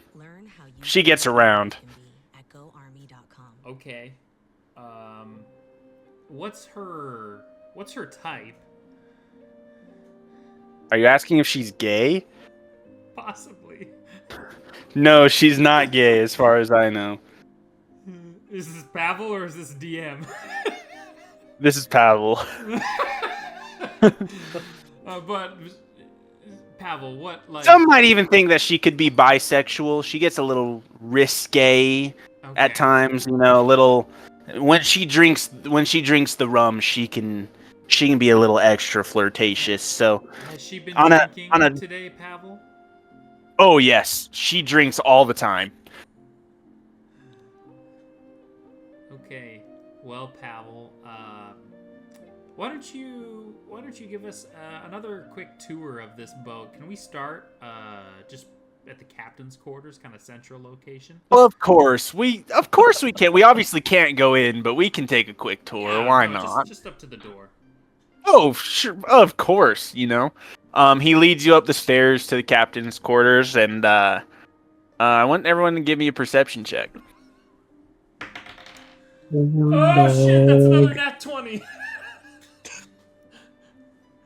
John, you hear noises. 7. I'll leave the rest to your imagination. 15. You also hear noises. 7. Everyone hears noises. It's not Not hard. It's not not hard to quiet. notice. It's not quiet. Can I do an insight check? On what? If the other voice that's not Captain Glades is our boy Havard Moss. Give me a investigation check, rather. Oh boy.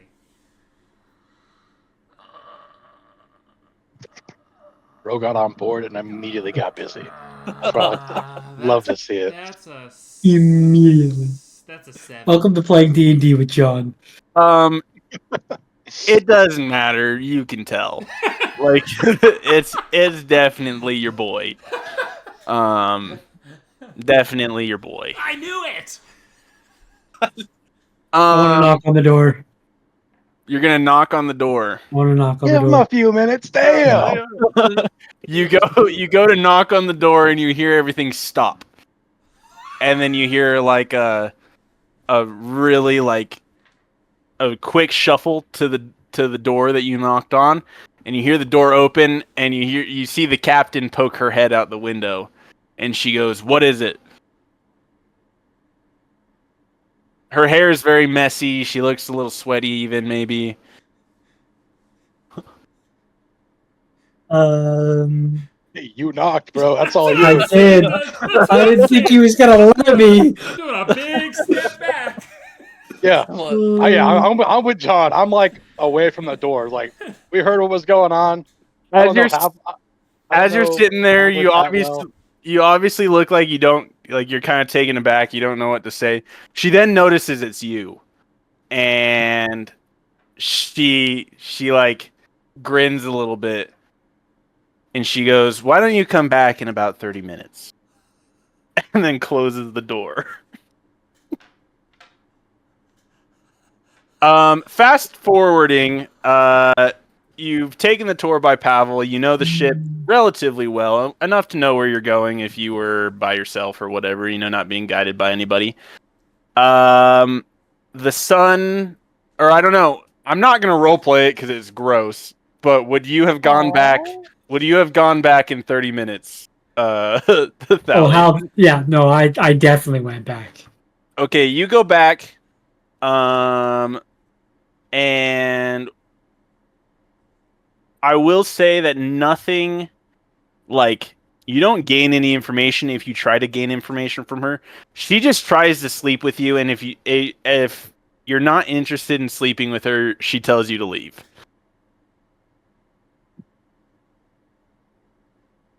So you leave it? Are you leaving, Thalion? I think Thalion stays. Okay. Italian. She rocks your world. The sun sets. Thalion stays. What does he rock her world? Roll I mean, I'm 7 feet tall, bro. 7 feet. Yeah. Roll me an Was athletics it better check. last time they met? An athletics check. Give me. You said give me. Oh, jeez. No, give me a dexterity. Give me an acrobatics. Dexterity, save it. Performance check. Come on. Performance check. It's better. Do a performance check. Performance check it is. Oh no! Oh no! What is it? So now what? Yes! He's a Yes! two-pump chump. He's a two-pump No, chump. I'm using heroic even- inspiration on that. Where Okay. did you get that from? Where did you get that from? Human, buddy, human. Oh, you are a human. No! It's not any better. It's a 2. So it's a 6. Nice You try to are- provide, dude. It was not better the first time. Two-pump chump. You are definitely a 2-pump chump. You can tell that she is not satisfied with what happened, and Bummer. You don't get she invited back. you're not invited back. She says you're welcome to leave, and just kind of like lays in the bed stiff as a board, not really doing anything. Before Has to finish before herself off, Thalion, dude. It's embarrassing. before Thalion left to go there, I would have been like giving him really disapproving looks and being like, Oh, Thalion, you don't. And so when Thalion. he comes back super quick, I'll be like, Thalion, you decided not to go. I'm Oh, proud of you." do you come back to us super quick, or do You you kind come of hang back- out and yeah. hide for a little bit? Where do you go afterwards? I want to go back. Hear me Back out. to I want us? to go back. To the group or No. to her? No, to her. Oh, Oh. Okay. Hear me out. Never mind. I'm going back for information this time, but we're gonna make it work. okay, Make it work maybe. I want to Tell go me- back and try to. Tell me what you're doing, and maybe I'll allow it.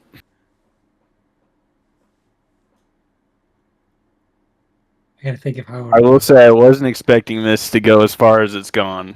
Oh, but- I'm. There's gonna be a come on, purpose man. behind it. I'm gonna go back and say something along the lines of it's been a few lifetimes, and let's talk more about the first time we met, and see where It this doesn't goes. usually happen to me. It's been a little while. It's been an off day for me. Oh, God. Give me a deception check with disadvantage. With disadvantage. Yes, Brother. I'm going A to tell you every nat That's roll. one fair. and a That's two. fair. That's fair. Every roll that you will have with conversation with this woman will be at disadvantage. That is an 18. With disadvantage? With disadvantage, that was actually the correct one. Oh, dang. What was the other roll? Yeah, what was the... 16. Oh, my goodness. 16 plus 6, it would have been over 20. Okay. What did you ask her?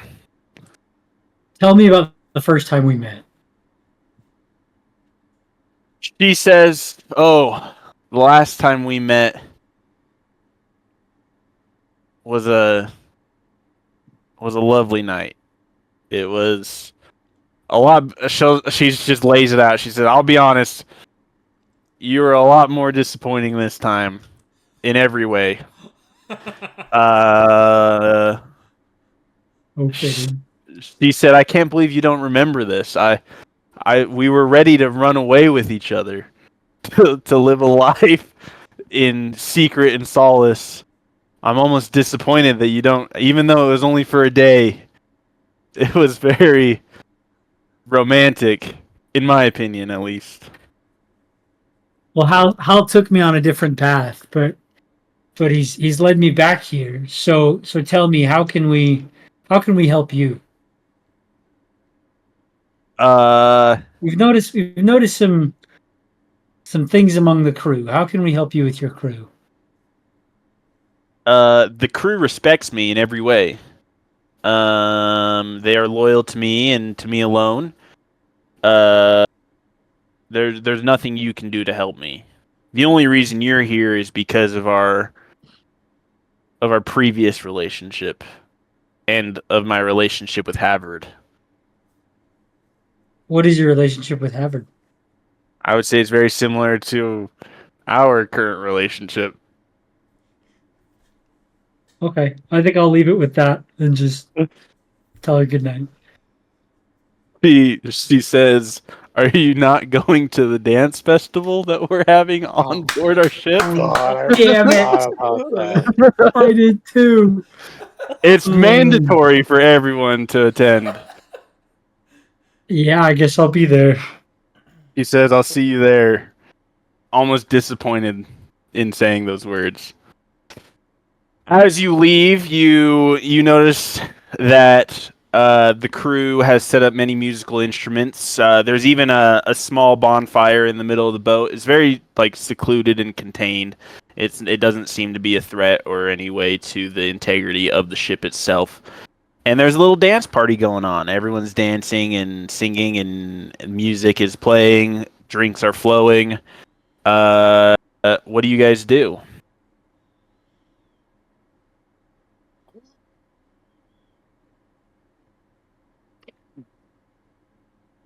I don't know. Granny's getting into it. I think she's. Granny's grooving.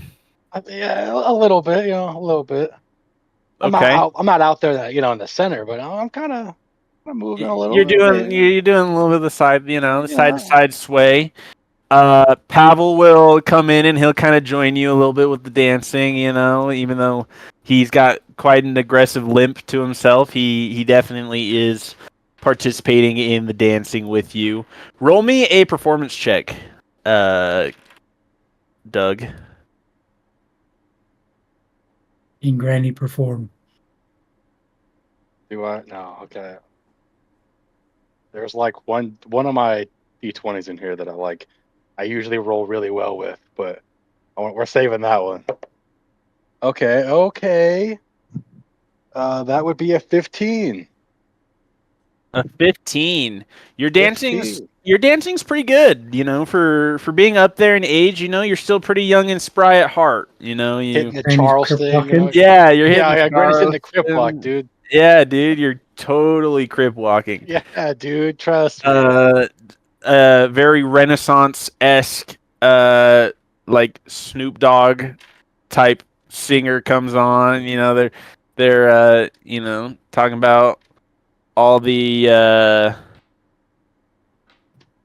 I'm trying to think of a good play on words here.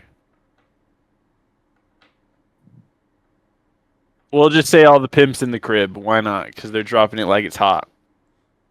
Granny's dropping it like it's hot. Granny's dropping it like it's hot, like the pimps do around Snoop Pimps in the Dogg. brothel. All the pimps in the brothel drop it like it's on fire. I don't know. Yes. We can workshop that one. We'll workshop it. What's Cassius doing? Cassius is also dancing because he loves life and he thinks life is something to be celebrated. So he would be part of the festivities. Oh, I love that, dude. And there's you're getting in with it. Give me a performance check. Mm-hmm.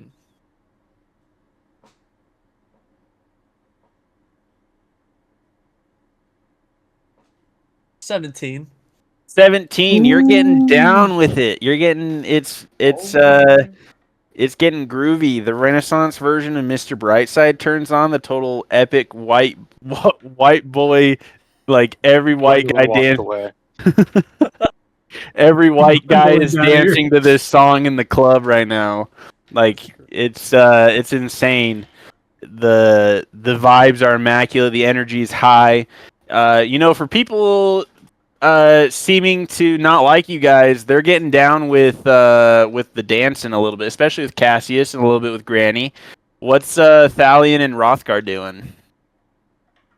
I will say there is plenty of alcohol being passed around too. It's not just dancing. There are drinks being had. Hrothgar is going to be very awkward because he's never really been to like this kind of a social setting where there's like parties and stuff. So he's kind of gonna be that like the weird kid in the corner, like has a glass and everything, but he like wants to like go join in, but he doesn't even know how to dance. So as you're kind of standing there, you're maybe shaking yourself a little bit, kind of getting in with it as best you can. You're struggling. You see Pavel walk by, and he sees you just kind of standing there, and he gives you kind of like the look of like, oh, it's about to get down. Bro, and hits the fishing rod. he starts to do the rope, and he casts it out to you, and he like pretends to start like reeling it in. Gwendolyn, give that boy some guidance. Oh yeah. Oh yes, give me some Yeah, guidance. I think as I see Pavel hitting the rope thing, I'll kind of like smack him on the shoulder, hit him with a quick guidance, like, all right, man, get in there. Let's see what you got. Okay, John, this is what's gonna happen. Is I'm gonna roll a performance check with guidance. What is your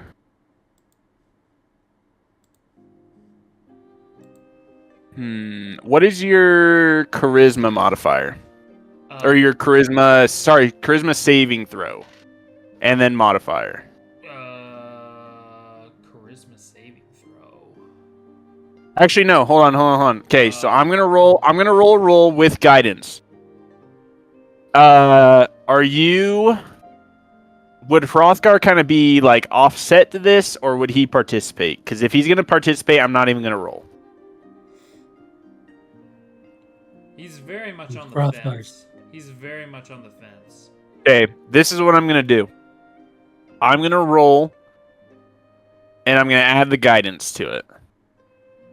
You are then gonna roll a charisma saving throw. Okay. If you succeed,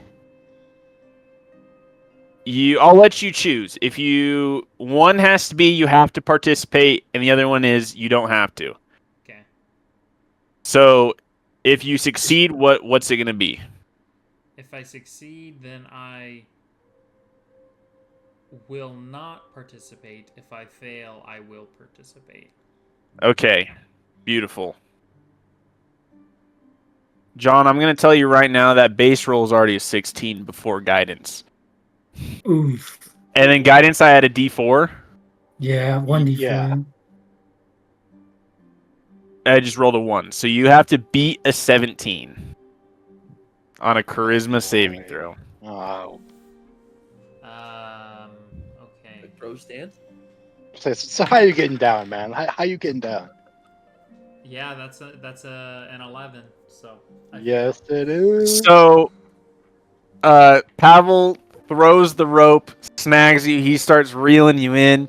You start to like shuffle in.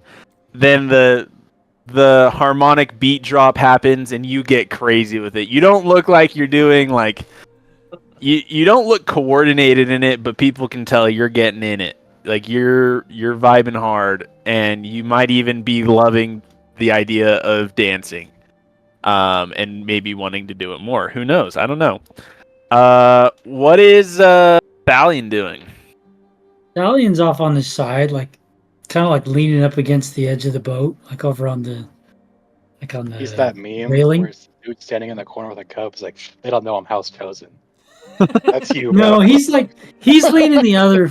That is funny though, but he's leaning the other. He's like looking out over the water, and Thalian's like considering upon this memory of meeting this individual that he does not have. He does not remember meeting Glade the first time, but she's convinced of it, and so he's really lost in thought about this memory that he can't find. As you're sitting there pondering about what is going on, you hear the tap thud of Pavel walking up behind you. He's not tall enough to really like he can see over the rail of the boat like off into the ocean, but like that's about where it is. Like he can't like lean on it with you and just like ponder. But he's like there, and he looks up at you and he says, "Everything okay, big guy?" I'm going to turn to Pavel and just say, "Yeah, just considering what Hal is expecting from me, just thinking upon that." What do you feel he's expecting of you? At this point, I'm not terribly sure.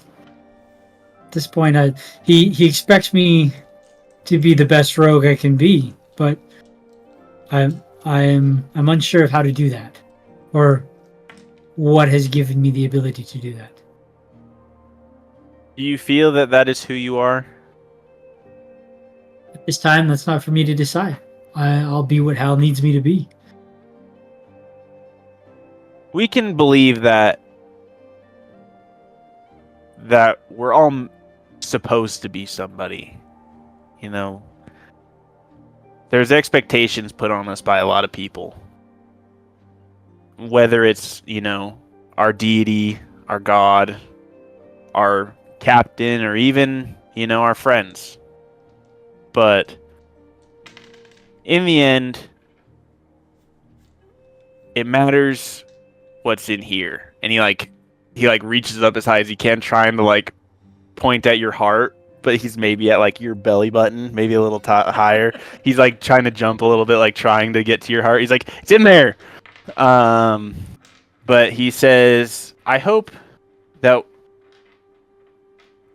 you realize that it doesn't matter who others want you to be. It's who you want to be. And we'll kind of end scene there. If you're picturing it like a movie, you maybe turn and you're pondering upon what he says. And then the scene fades. Okay, the music plays into the night. Everyone was dancing, got a little drunk. Let's cut forward a week and a half. You're about 3 days from arriving in Frostreach. The air has gotten a little colder. The salty air is kind of stuck to your skin. Everything smells like salty air, and you're ready to be off this boat. You've been on it for about a week and a half, and you're tired. You've gotten to know a few people, but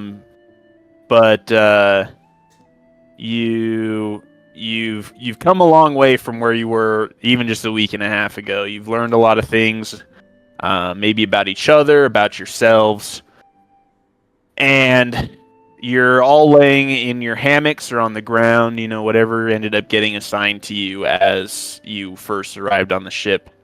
And you all wake up to a very loud ruckus and commotion. There's a lot of shuffling and running and yelling upstairs.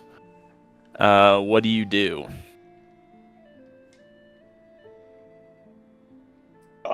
Probably grab my gear and go investigate. follow up. Yeah, grab gear and go investigate.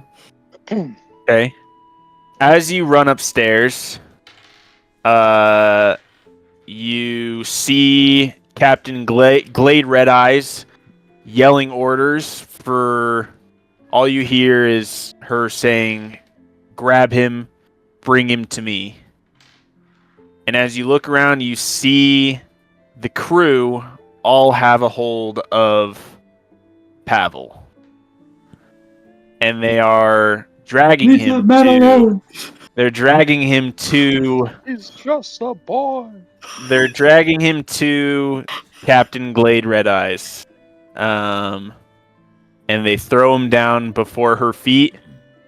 And she says, why would you betray us? And he says, I don't know of what you speak. I want everyone to give me an insight check as he says that. Wow. That's a nat 20. John, you immediately know that he's lying. When he says that he doesn't know what she's talking about, you know that he's lying. What does everyone else roll? 15. Insight would be 17. All of you can tell he's lying. You've gotten to know him these past few days. You've become really good friends with Pavel. You can tell that he's not telling the truth to the captain. He does know what she's talking about when she asks him why he betrayed them. She takes a step back and turns around and slaps him across the face, gives him a good backhand, and says, how dare you? We've done so much for you. We've taken you in. We've clothed you. We've fed you. We've done all we can to make you a member of this crew, and you turn your back on us. For this, you will be executed. I think probably at this point probably run up and like, whoa, like what's going on? Like, as you ask what's going on, you hear members of the crew yelling, "He's a traitor. He betrayed us. He turned us in. He must die." Just anything that you can think of. These men are yelling, that he's betrayed them and they're ready to kill him. The captain turns to you and says, "This pathetic halfling has turned us in. We are heading to certain doom. The royal authorities know we're coming. We're all to be arrested and brought to prison and eventually executed for smuggling. And this halfling turned us in for that. And anyone who joins this crew knows that if you betray the crew and the ship, you are to be executed." And as she says that, the crew, they're all standing up on the helm area, kind of higher up. The crew then drags Pavel down the stairs back to like the center of the deck, and they pull out a chopping block, and they throw him down over the chopping block, ready to behead him. What do you do? I'll run into the middle of them. Say, whoa. Now hang on. Now all of you have treated us very, very kindly. You've been so gracious to us. You seriously could not have been kinder to us all.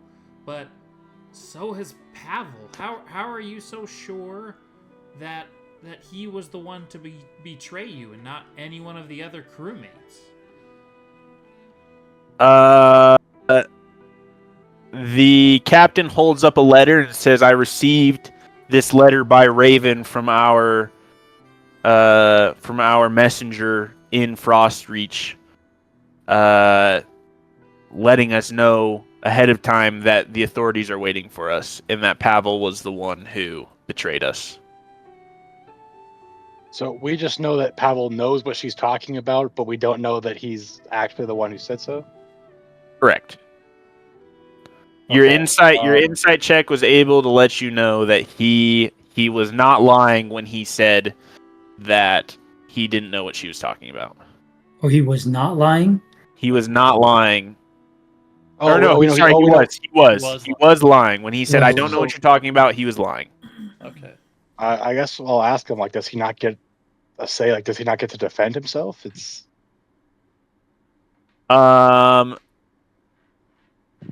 She says, "This is not a democracy.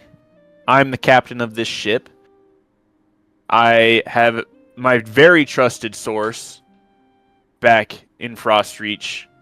I trust way more than I trust Pavel. And I would die for this contact. So I have no reason to believe that this contact is lying to me." Are you sure? Is there any possible way that someone could be faking that they are this person, that you think they are? She holds out the letter, she opens it, and she shows you. There's a little symbol in the bottom right corner. It kind of looks like the Legend of Zelda, like Triforce thing. It kind of looks like that, but it has 3 marks in the middle, like 3 dashes, and she's like, this is what we use to communicate with each other. No one other. Hand-drawn, or?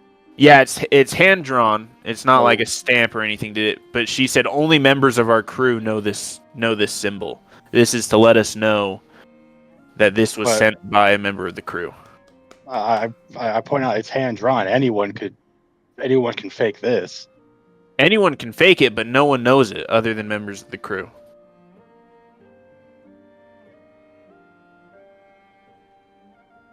I think I point out. I was like, I know of a way we can. Allow Pavel to speak, it's like he's put up with a lot of there's from you guys. I think if he wanted to betray you, he would have done it a long time ago. And I was like, and I'll guarantee you that that he is telling the truth. I want to cast Zone of Truth on all of us involved in the conversation. Okay. Let me pull up the language of the spell real quick. Okay. It is create a magical zone that guards against deception in a 15-foot radius sphere centered on a point within range. Until the spell ends, a creature that enters the spell area for the first time on a turn or starts its turn there makes a charisma saving throw. On a failed save, the creature cannot speak a deliberate lie while in the radius. I know whether the creature succeeds or fails this save. An affected creature is aware of the spell and can avoid answering questions to which it would normally respond with a lie. Such a creature can be evasive yet must be truthful. So, I think I want to cast this and tell Pavel, like, if he really didn't if he didn't really betray his team, his crew, then I'll allow the effects of the spell to take place and tell your side.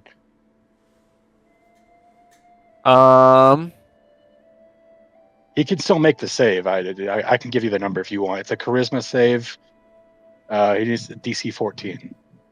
Pavel's not going to do a saving throw. I'm going to say that he's automatically going to fail. So that means he has to tell you the truth, right? He cannot deliberately tell a lie. He can kind of work around the truth if he wants, but then if he really didn't do it, I would not be in his best interest. And then everybody else in the circle, I'm going to intentionally fail the save. Okay. I'm assuming Glade Redeye is there, so she would need to make the save or fail it. And then if what's the number? 14, DC 14. 14.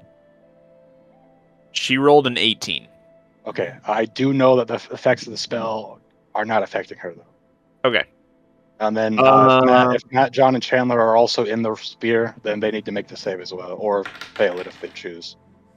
So what happens if I fail it? I just have to tell the truth. I mean, like, so you would know how the spell works, Matt. It's pretty much just like you can't tell a lie here. It's like we're here to try and like see what's going on. It's probably something that we've used multiple times to get information from people. Yeah. Or so. I'll fail the throw. It's a Constitution. Okay. Charisma saving throw. Charisma. I failed it. Okay. I succeed.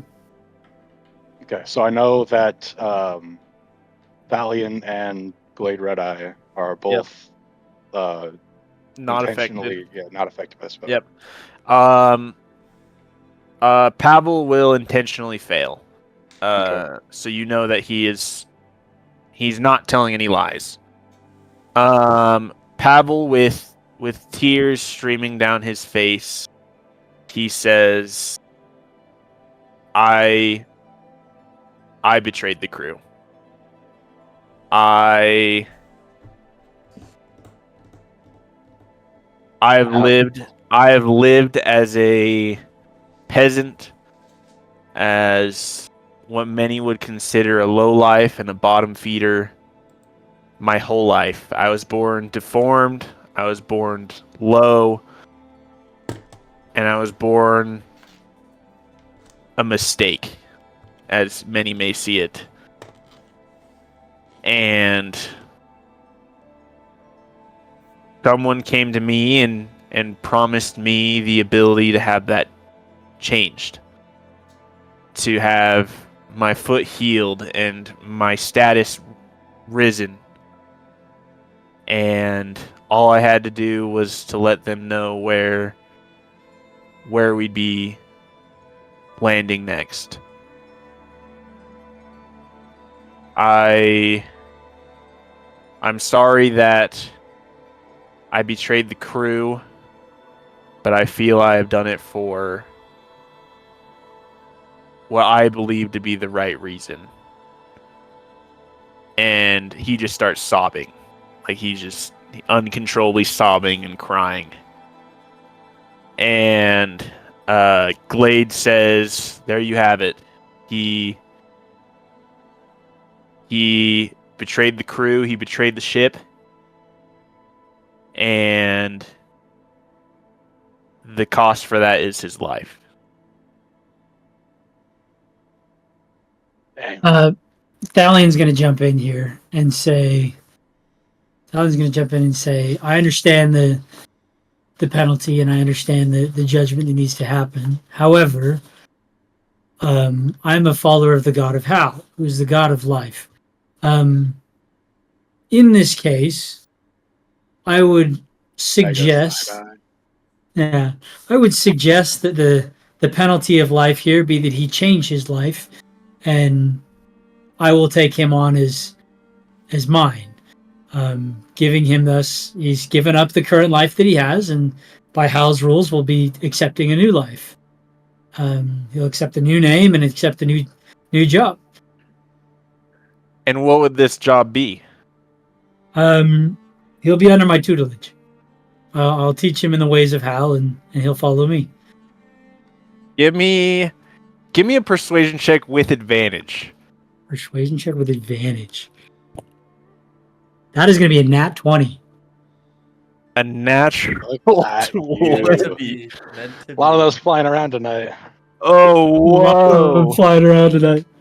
That couldn't have been any better. That's sick. You see Glade Red Eyes is surprised. And she says, "Thalion Shadowfoot, I would have never expected words like that to come from your mouth, knowing what I know about you. That is very honorable, very courageous of you, even, to take such a low life." He said it himself. He is a low life. He's scum. He belongs in the underworld, in my opinion. I will spare his life on one condition.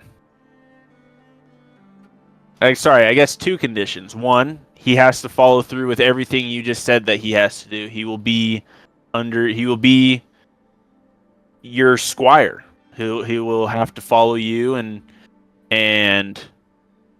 help you and help bear your burdens as anyone under anyone's tutelage should.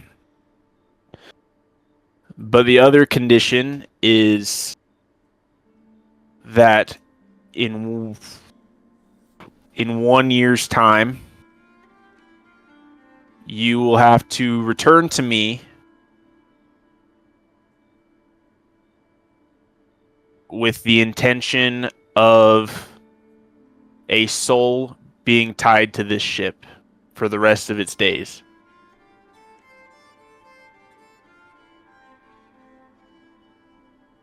Those are my conditions. I'm going to turn to Pavel and ask him what he thinks. What are your thoughts on this, Pavel? Pavel, with snot bubbles coming out of his nose, sobbing, like ugly crying for sure. He says, I owe you my life. I am not worthy of what you have just done for me. I will do whatever you need me to do. All right, I'm going to turn to Glade and say, Hal will provide a life within the year, and I will provide that life to you. She spits in her hand and reaches it out to you.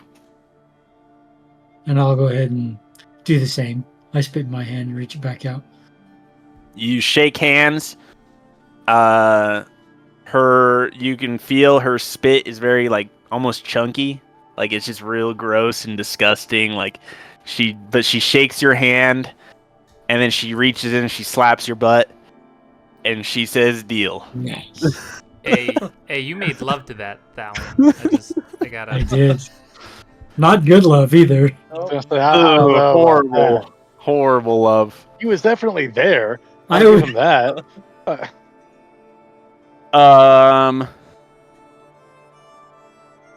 As you can tell that the crew is very unsatisfied with this outcome. They respect and honor the wishes and judgment of their captain, but you can all feel that they are very disappointed that Pavel is not dead.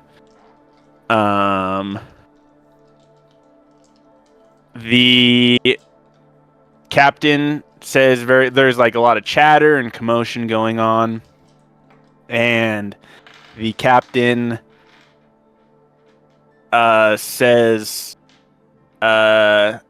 she pulls out a pistol, a gunpowder pistol. Those are they're legal and they're canon in 2024 D&D.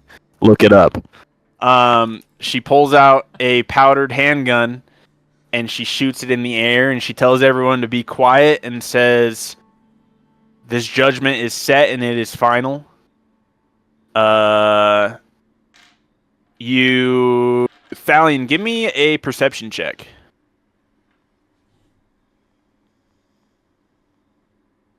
Ooh, that is a solid 3. A 3. Okay. I'm able to re-roll. Can I know? It's more of just like a visionary thing that I'm gonna describe. Okay, I'll leave it as is. Okay. However, I want Cassius to give me a religion check. +3. 18. An 18. I'm gonna message you something. Thalion is going to turn to the crew, though, while this is all happening, and say something along the lines of, this man has forfeit his life. His new name and his new life is Eros. He will, from thenceforth, be known as Eros. And that's to Pavel. That's to Pavel and to the crew. Okay, hold on.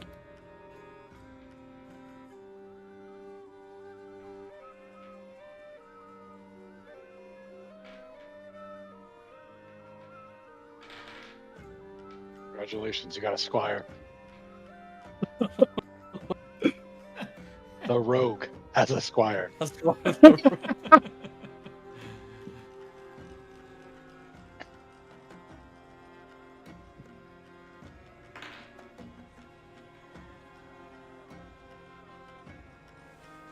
Hold on, sorry.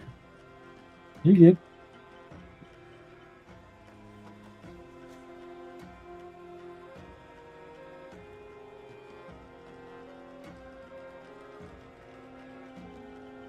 Okay. I just sent Matt something. Do with that information what you will. Eros is his name. Aros. AROS? Aros. I have to write this down. Pavel is now known as Eros. AROS. Aros. Okay. Cool.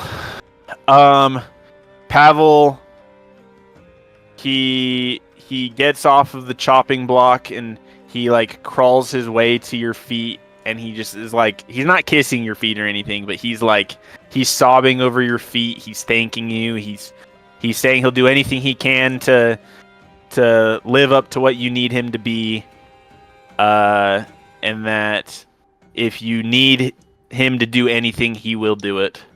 For you have saved his life, and his life is now yours. The captain, like I said, she shoots her gun in the air and she tells everyone to quiet down, to calm themselves, and she reiterates that the judgment is now final, and says we cannot go to Frostreach anymore. Obviously, it is unsafe, and we need a new a new destination to land. And we do not have the provisions to make it to any other major city other than Frost March itself. And the four of you immediately know that Frost March, although being a major city of Easthos, it is also a very secluded, it's very disconnected from the rest of the country.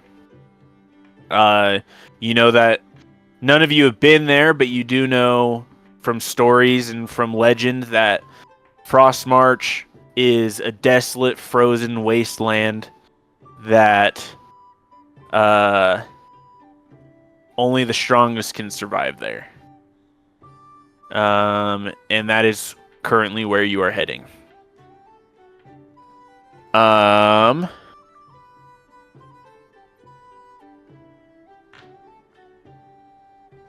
on. Everyone hold your horses. What do you all do after you hear this news? After, you know, a lot just happened in game time. This is probably like a total of like 20 minutes or so. A lot just happened. Thalion just acquired a squire.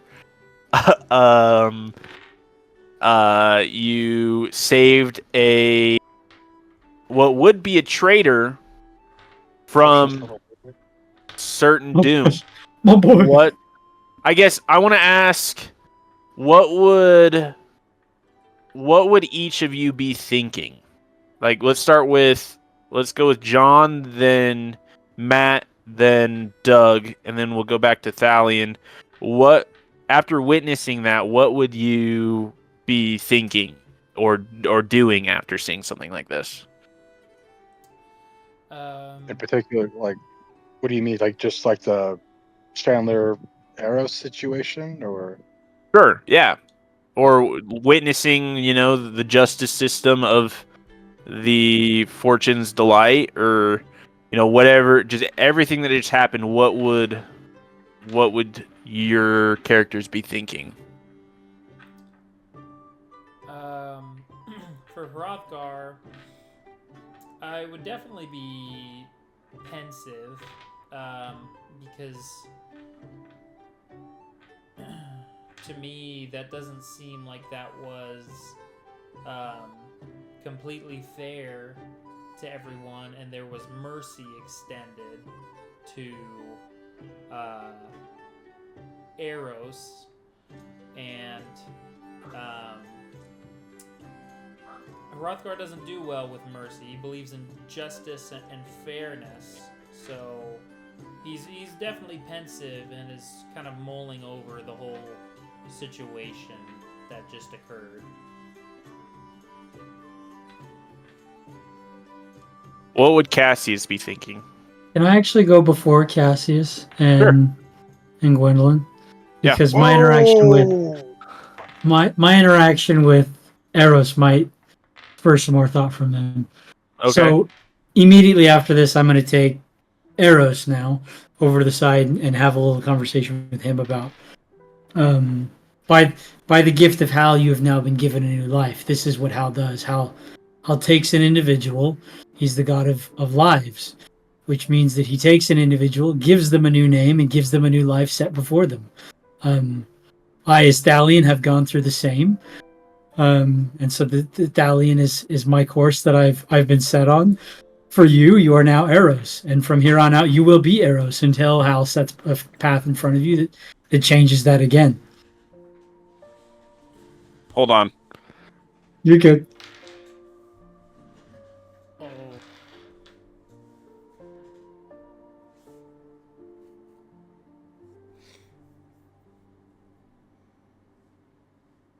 Mm-hmm. I don't say that. That's like what I'm thinking. It's up to you whether or not what you do with that information. Like I said, that's why I wanted to do mine first, because now it's up to you guys on how you want to proceed. Okay, let's go to Cassius. What's Cassius thinking? What's Cassius doing? Oh man.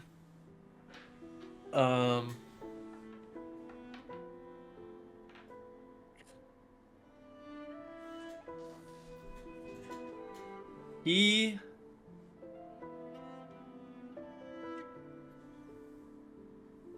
thought, when presented with the situation, he thought back to his oaths and his service to Hal, and at like the top of that, his code and his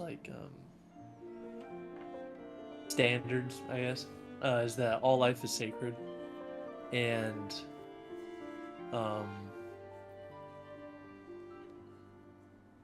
like as he learned more about the situation with Pavel and what he was accused of, and his punishment for that, he deemed it kind of unfair. Like the punishment did not fit the crime, and so that brought him to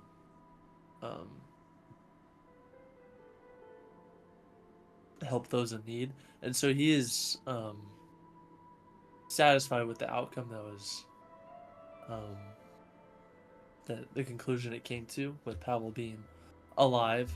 But he is a bit skeptical and does not agree with Pavel having to change his identity and just be someone else, be who he's not. Do you interact with Thalion and Pavel, or I guess Eros, when this happens? Do you do anything to interact with them? I think I would just kind of leave it for a bit, because like there's a lot going on right now. This just happened, so I think he'd bring it up later for sure. Just kind of inquire more about it, but right now he'll just kind of keep it for himself for a bit, just ponder on it. Okay. And what's Gwendolyn thinking or doing, or both? Well, I definitely like make it a point to bring up the fact that like I think Gwendolyn's got more of like a. I mean, obviously, we share the same belief and like a lot of the same like tenets, I guess, as Cassius. But I've got a bit of a different view on like just more of like a jaded view on the whole like God as as a whole. I make a point, I talked talking to Pavel or Eros now. I tell him like. Pretty much, I don't know like how to word it, but essentially like wrong equation, right answer kind of thing to what Thalion said. It was pretty much like you've been given a second chance. Like I know not what he speaks of. Essentially, like he worships my God, but it's not exactly how I would worship it. And I point out to him that like during his like whole thing under the zone of truth spell, he brought up that like he's essentially been at a disadvantage his whole life, and I make it a point to tell him that like he's only at a disadvantage if he lets it be a disadvantage to him. Anyone can do. We could do whatever we need, whatever. Do what you need to do, but there are no disadvantages or advantages. You make do with what you've got.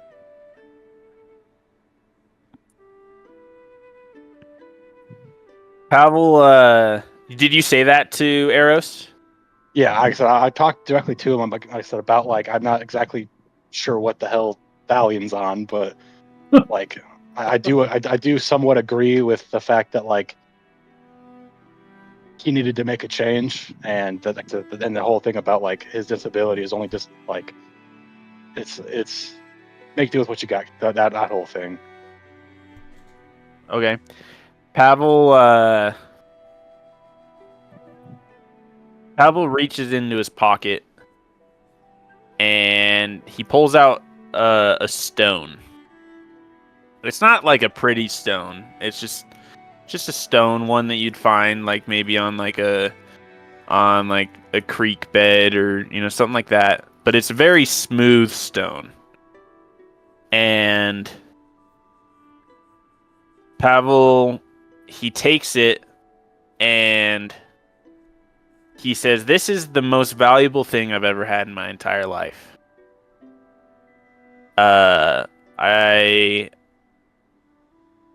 I got it a long time ago, and it's never left my pocket. And then he takes it and he smashes it on the ground as hard as he can. And it breaks into two pieces. Like, there's some pebbles and but two relatively sized pieces. And he hands one to Thalion and he hands one to Gwendolyn. And he says, "Thank you for what you..." He gestures to the four of you. He says, "Thank you for what all you have done for me. I've known you for such a short time, but I feel like I've known you my whole life." And he turns to Rothgar, and he says, "Everyone seems to have something figured out except for you. And I'm intrigued to see what you learn from all of this. I'm also intrigued to see what everyone else has to learn. But I'm excited for this new chapter of my life, this new step I have to take." He turns to Thalion and he says, "It's going to be really hard for me to change my name. Like, I'll try my best, but I'll do what I'll see what I can do." And we'll cut scene there. A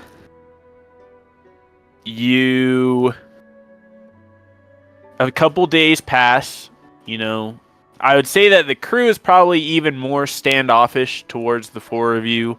I guess now 5 of you than they were before. They're very disappointed that Pavel got off almost scot-free for what he did. He put all of their lives at risk, in danger, and he gets to live. They all know that if they were to have done the same thing, they would have been put to death. That's the rules that they signed up for when they became members of this crew. So they're all very upset at not only you guys, but at Pavel, and maybe even a little bit at Glade, the captain.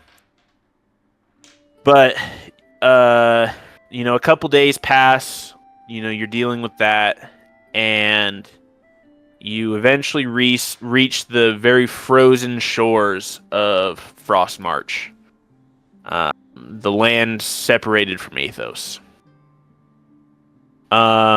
It smells of fish, smells of salt, but you also can smell, like, the smells of a town. You smell a bakery nearby. You hear, a blacksmith banging away on their anvil. You hear bells that you would hear at a port. It very much sounds like a city. And you step off the boat on a dock, and you're almost surprised that you're on a dock, because if you remember when you got on the boat, you were on a beach. There was no dock. It was very like they were being secretive about loading up their boat. And now that you're getting off on a dock, you feel like it's almost not right. Like, why were they so secretive about where they were at before, but they're not as secretive about where they're at now?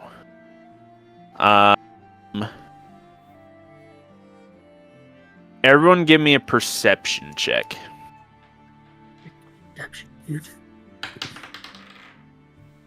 13. 13. No, quit copying me. Shut your ass. 16. 13, 16, and... My page is loading. Sorry. Perception. 32. That's gonna... 32. It's, 25. What did you roll? Damn! 19. Golly gee willikers, Batman.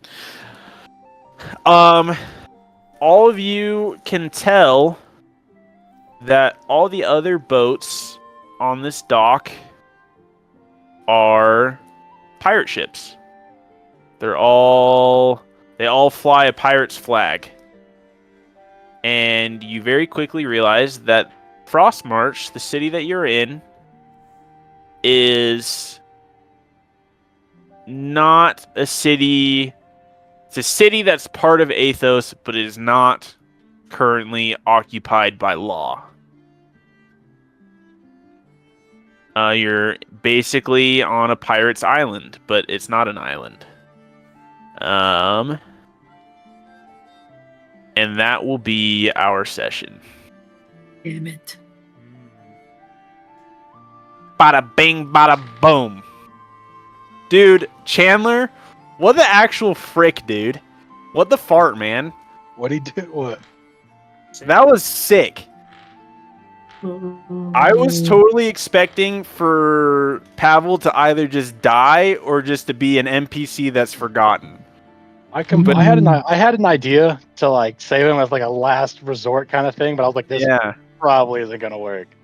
Dude, I have a event tree all written out. So like if one thing happens, this storyline will happen. If something else happens, this storyline will happen. You added a new branch to the timeline. Mission accomplished. That was sick. That was, you know what? I'm going to give you inspiration for that. So, yeah, brother. For those who don't know what inspiration is, John, I don't think I've ever used inspiration with you in previous sessions. Matt, so inspiration is basically a free reroll whenever you want it. Same as Baldur's. Yeah. That's right. Inspiration is in Baldur's Gate. I forget that that's a thing. Mm-hmm. So, Doug, is it on this page? Yeah. Bottom left, right under Constitution. Heroic inspiration. It's just heroic inspiration. Yeah. It's just a little fill-in bubble.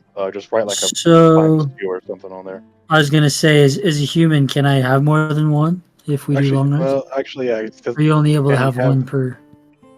I know that I think inspiration typically you can only have one. Yeah. That's completely up to you, really. That's up to DM. I've normally played it to where, so heroic inspiration is a feature that's given to you just by being a human, just by your race. Yeah. Well, I think they changed inspiration to be heroic inspiration. Yeah. Is it?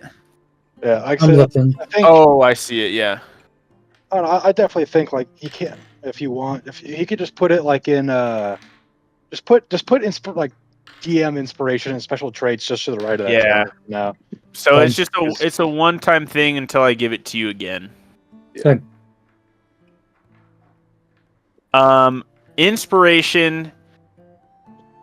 I like to give inspiration when you do something as badass as what Chandler just did, either from role playing or from just a certain decision that you make. If it's so out of left field or so unique or like well thought out or spontaneous, whatever. I also love to give inspiration for shenanigans. I'm very much an advocate of D&D shenanigans. Just wild stuff that's only possible in D&D. Like only people who roll dice would think of anything like this. I love D&D shenanigans, even if it's at the cost of the DM. Like, Definitely shouldn't have said that. I very much am here. If you make my life worse with your shenanigans, I will accept it and potentially give out inspiration. Our job is to give you more work. Yes. I had an idea for like if it was like came down to like they were about to cut his head off. Or whatever, I was gonna say I am curious. Like Doug, what would you have done? I was like, it was like a last ditch. Like if we had no other option, I was gonna just try to suggest like instead of cutting him, like instead of just like cutting his head off, like he betrayed the entire crew. He deserves a fate worse than that, and like. Just trying to convince them like we should throw him overboard and maybe give him like a guidance or something as he's going over. Give him a chance to survive. But just try to convince someone like maybe use the fact that he's got like a bad foot and just be like throw him overboard. He won't be able to swim. He'll drown. And just like if there was nothing else, Sure. That was like the only thing I could think of at the moment. And I was like, maybe I can give my guidance. I was like, that only lasts Yeah, like a no, minute. that But I would've was like, been cool, though. maybe. I was like, if we had, I was like, I don't have any like thing that I could really do.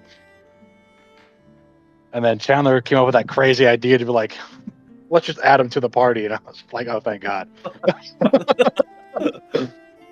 Brother, this session I've figured out my character. I've been a little unsure of where I wanted to go. I'm figured it out loving this everyone's session. characters so far. I do want to say, I don't know if I've mentioned this before. I've maybe mentioned this to John and Chandler before, just in previous conversation with our other D&D campaign that we're doing.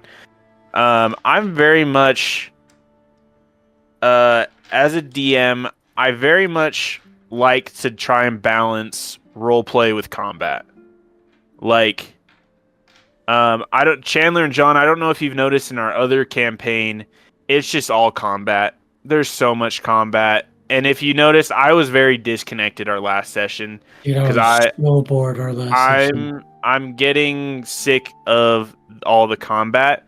Hour and a half of running around a map. Right. And so That was not a joke. It was an hour and a half of running around the map. I think that was like the fog thing you were telling me about. Yeah. It was the worst. Yeah. Literally, to try and counteract that, I participated in that whole combat.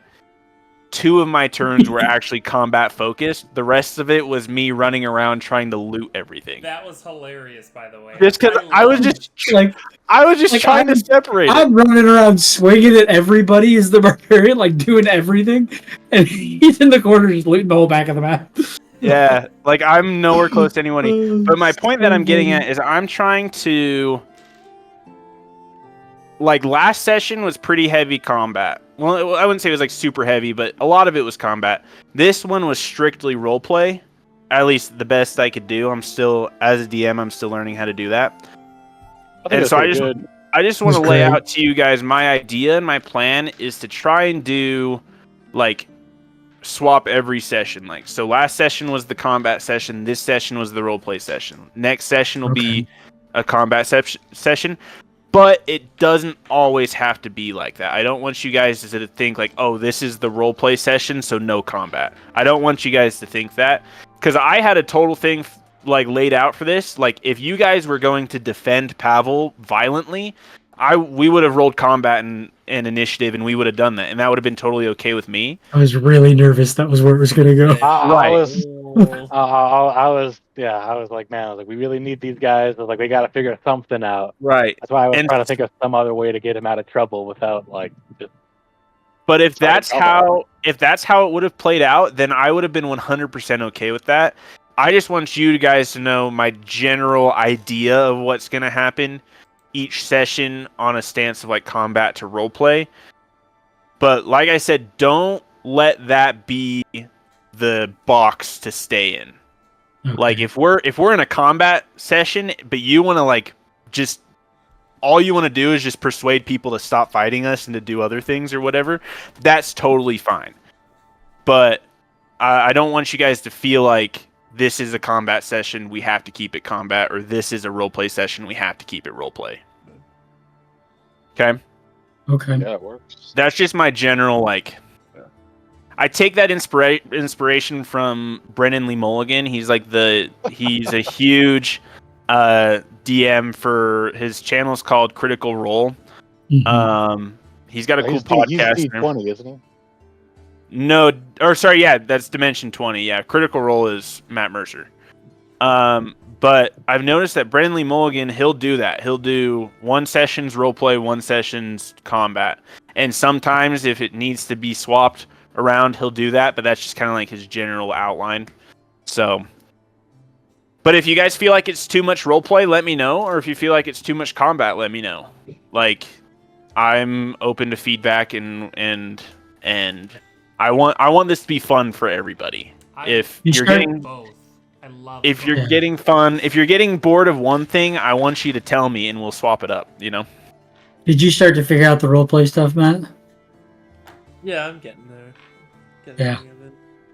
I thought It's pretty easy. Yeah. Like I was saying, like last time was very combat heavy, and this was gonna give us a chance to kind of jump into that because last time was introducing. Was definitely better.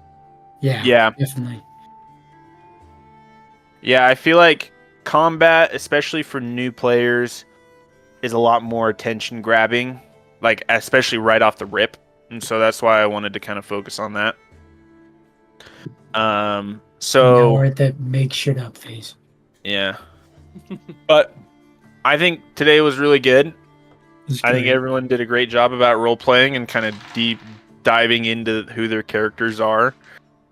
I got to decide if I'm gonna have a general stat block for Pavel or if I'm gonna make a whole character sheet for him. We'll find out. His name is Eros. Yeah, Eros. Actually, it's Eros. Well, I gotta ask, man. It's a classic D&D session. Did we level up? Can we level up? No. I was gonna say nobody's asked you. I'm keeping track. It is tradition.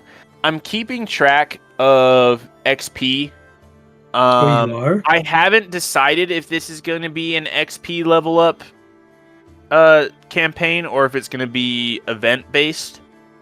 But just in case, I'm keeping track of XP just in case it goes that route. That makes me feel better that you're doing it, not me. Yeah, I think, like I said, if we're going to do XP, you should keep track of it. That way it doesn't turn into like a everybody just XP grind, kill everything, so they can level up, get new stuff. Nope, that's why I'm keeping track of it, is so that it doesn't turn into a murder hobo XP grind. Yeah, that's just not fun. Into a Baldur's Gate honor campaign? Into any Baldur's Gate campaign. Come on, dude. I don't care if it gives me 1 XP or 1,000,000. I'm killing it. It's dead. It's done. It's had its time.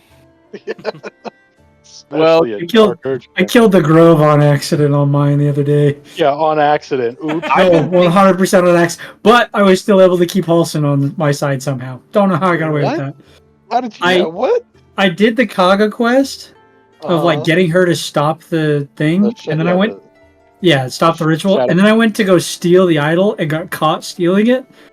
And it started combat with everybody that was there. This is an honor playthrough, so I was like, frick me, dude. I just screwed this up so bad. Oh, you just go back to camp and just hang out. Well, at that point, I got caught twice. So the second time immediately starts combat. Yeah, but they're temporarily hostile. Yeah, so I just killed everybody in the area and was like, frick, I'm fricked. Like, Halson's going to be pissed. Went back into the Halson quest, came back. We're like having a full-on conversation among all of the druid bodies. Like, he didn't say a word. Yeah, bro does not care. He's leaving anyways, dude. He doesn't care. Anyways. I've been thinking about doing a Baldur's Gate playthrough where I just do all the bad decisions. Like, it's so worth it. It's so fun. Just do an evil playthrough. Fun. Evil playthroughs are wild. But also, I haven't finished my first playthrough yet. Me neither. I'm doing an honorable playthrough as a paladin. And, like, I'm even at this point where, like, I will, if I accidentally break my oath, I will go back a save to just to make a decision. It's $1,000 just pay for it. I think John and I are probably going to wrap ours up finally this week. Yeah, we are. Oh yeah, that'll be the first time John does. I haven't even 2 or 3 times. I haven't even passed Moonrise Towers yet. Oh, you haven't even gotten Act 3? No, but I a few times, but never actually beat Act 3. Yeah, you'll get to Act 3 and not want to finish because there's so much shit to do. Or if you're me, you'll get halfway through Act 1 and be like, "Man, I have a crazy idea for a new character." And then you just start over. Act 1. I think I played through Act 1 like at least 30 times, dude. How many hours do you have on Xbox? Oh,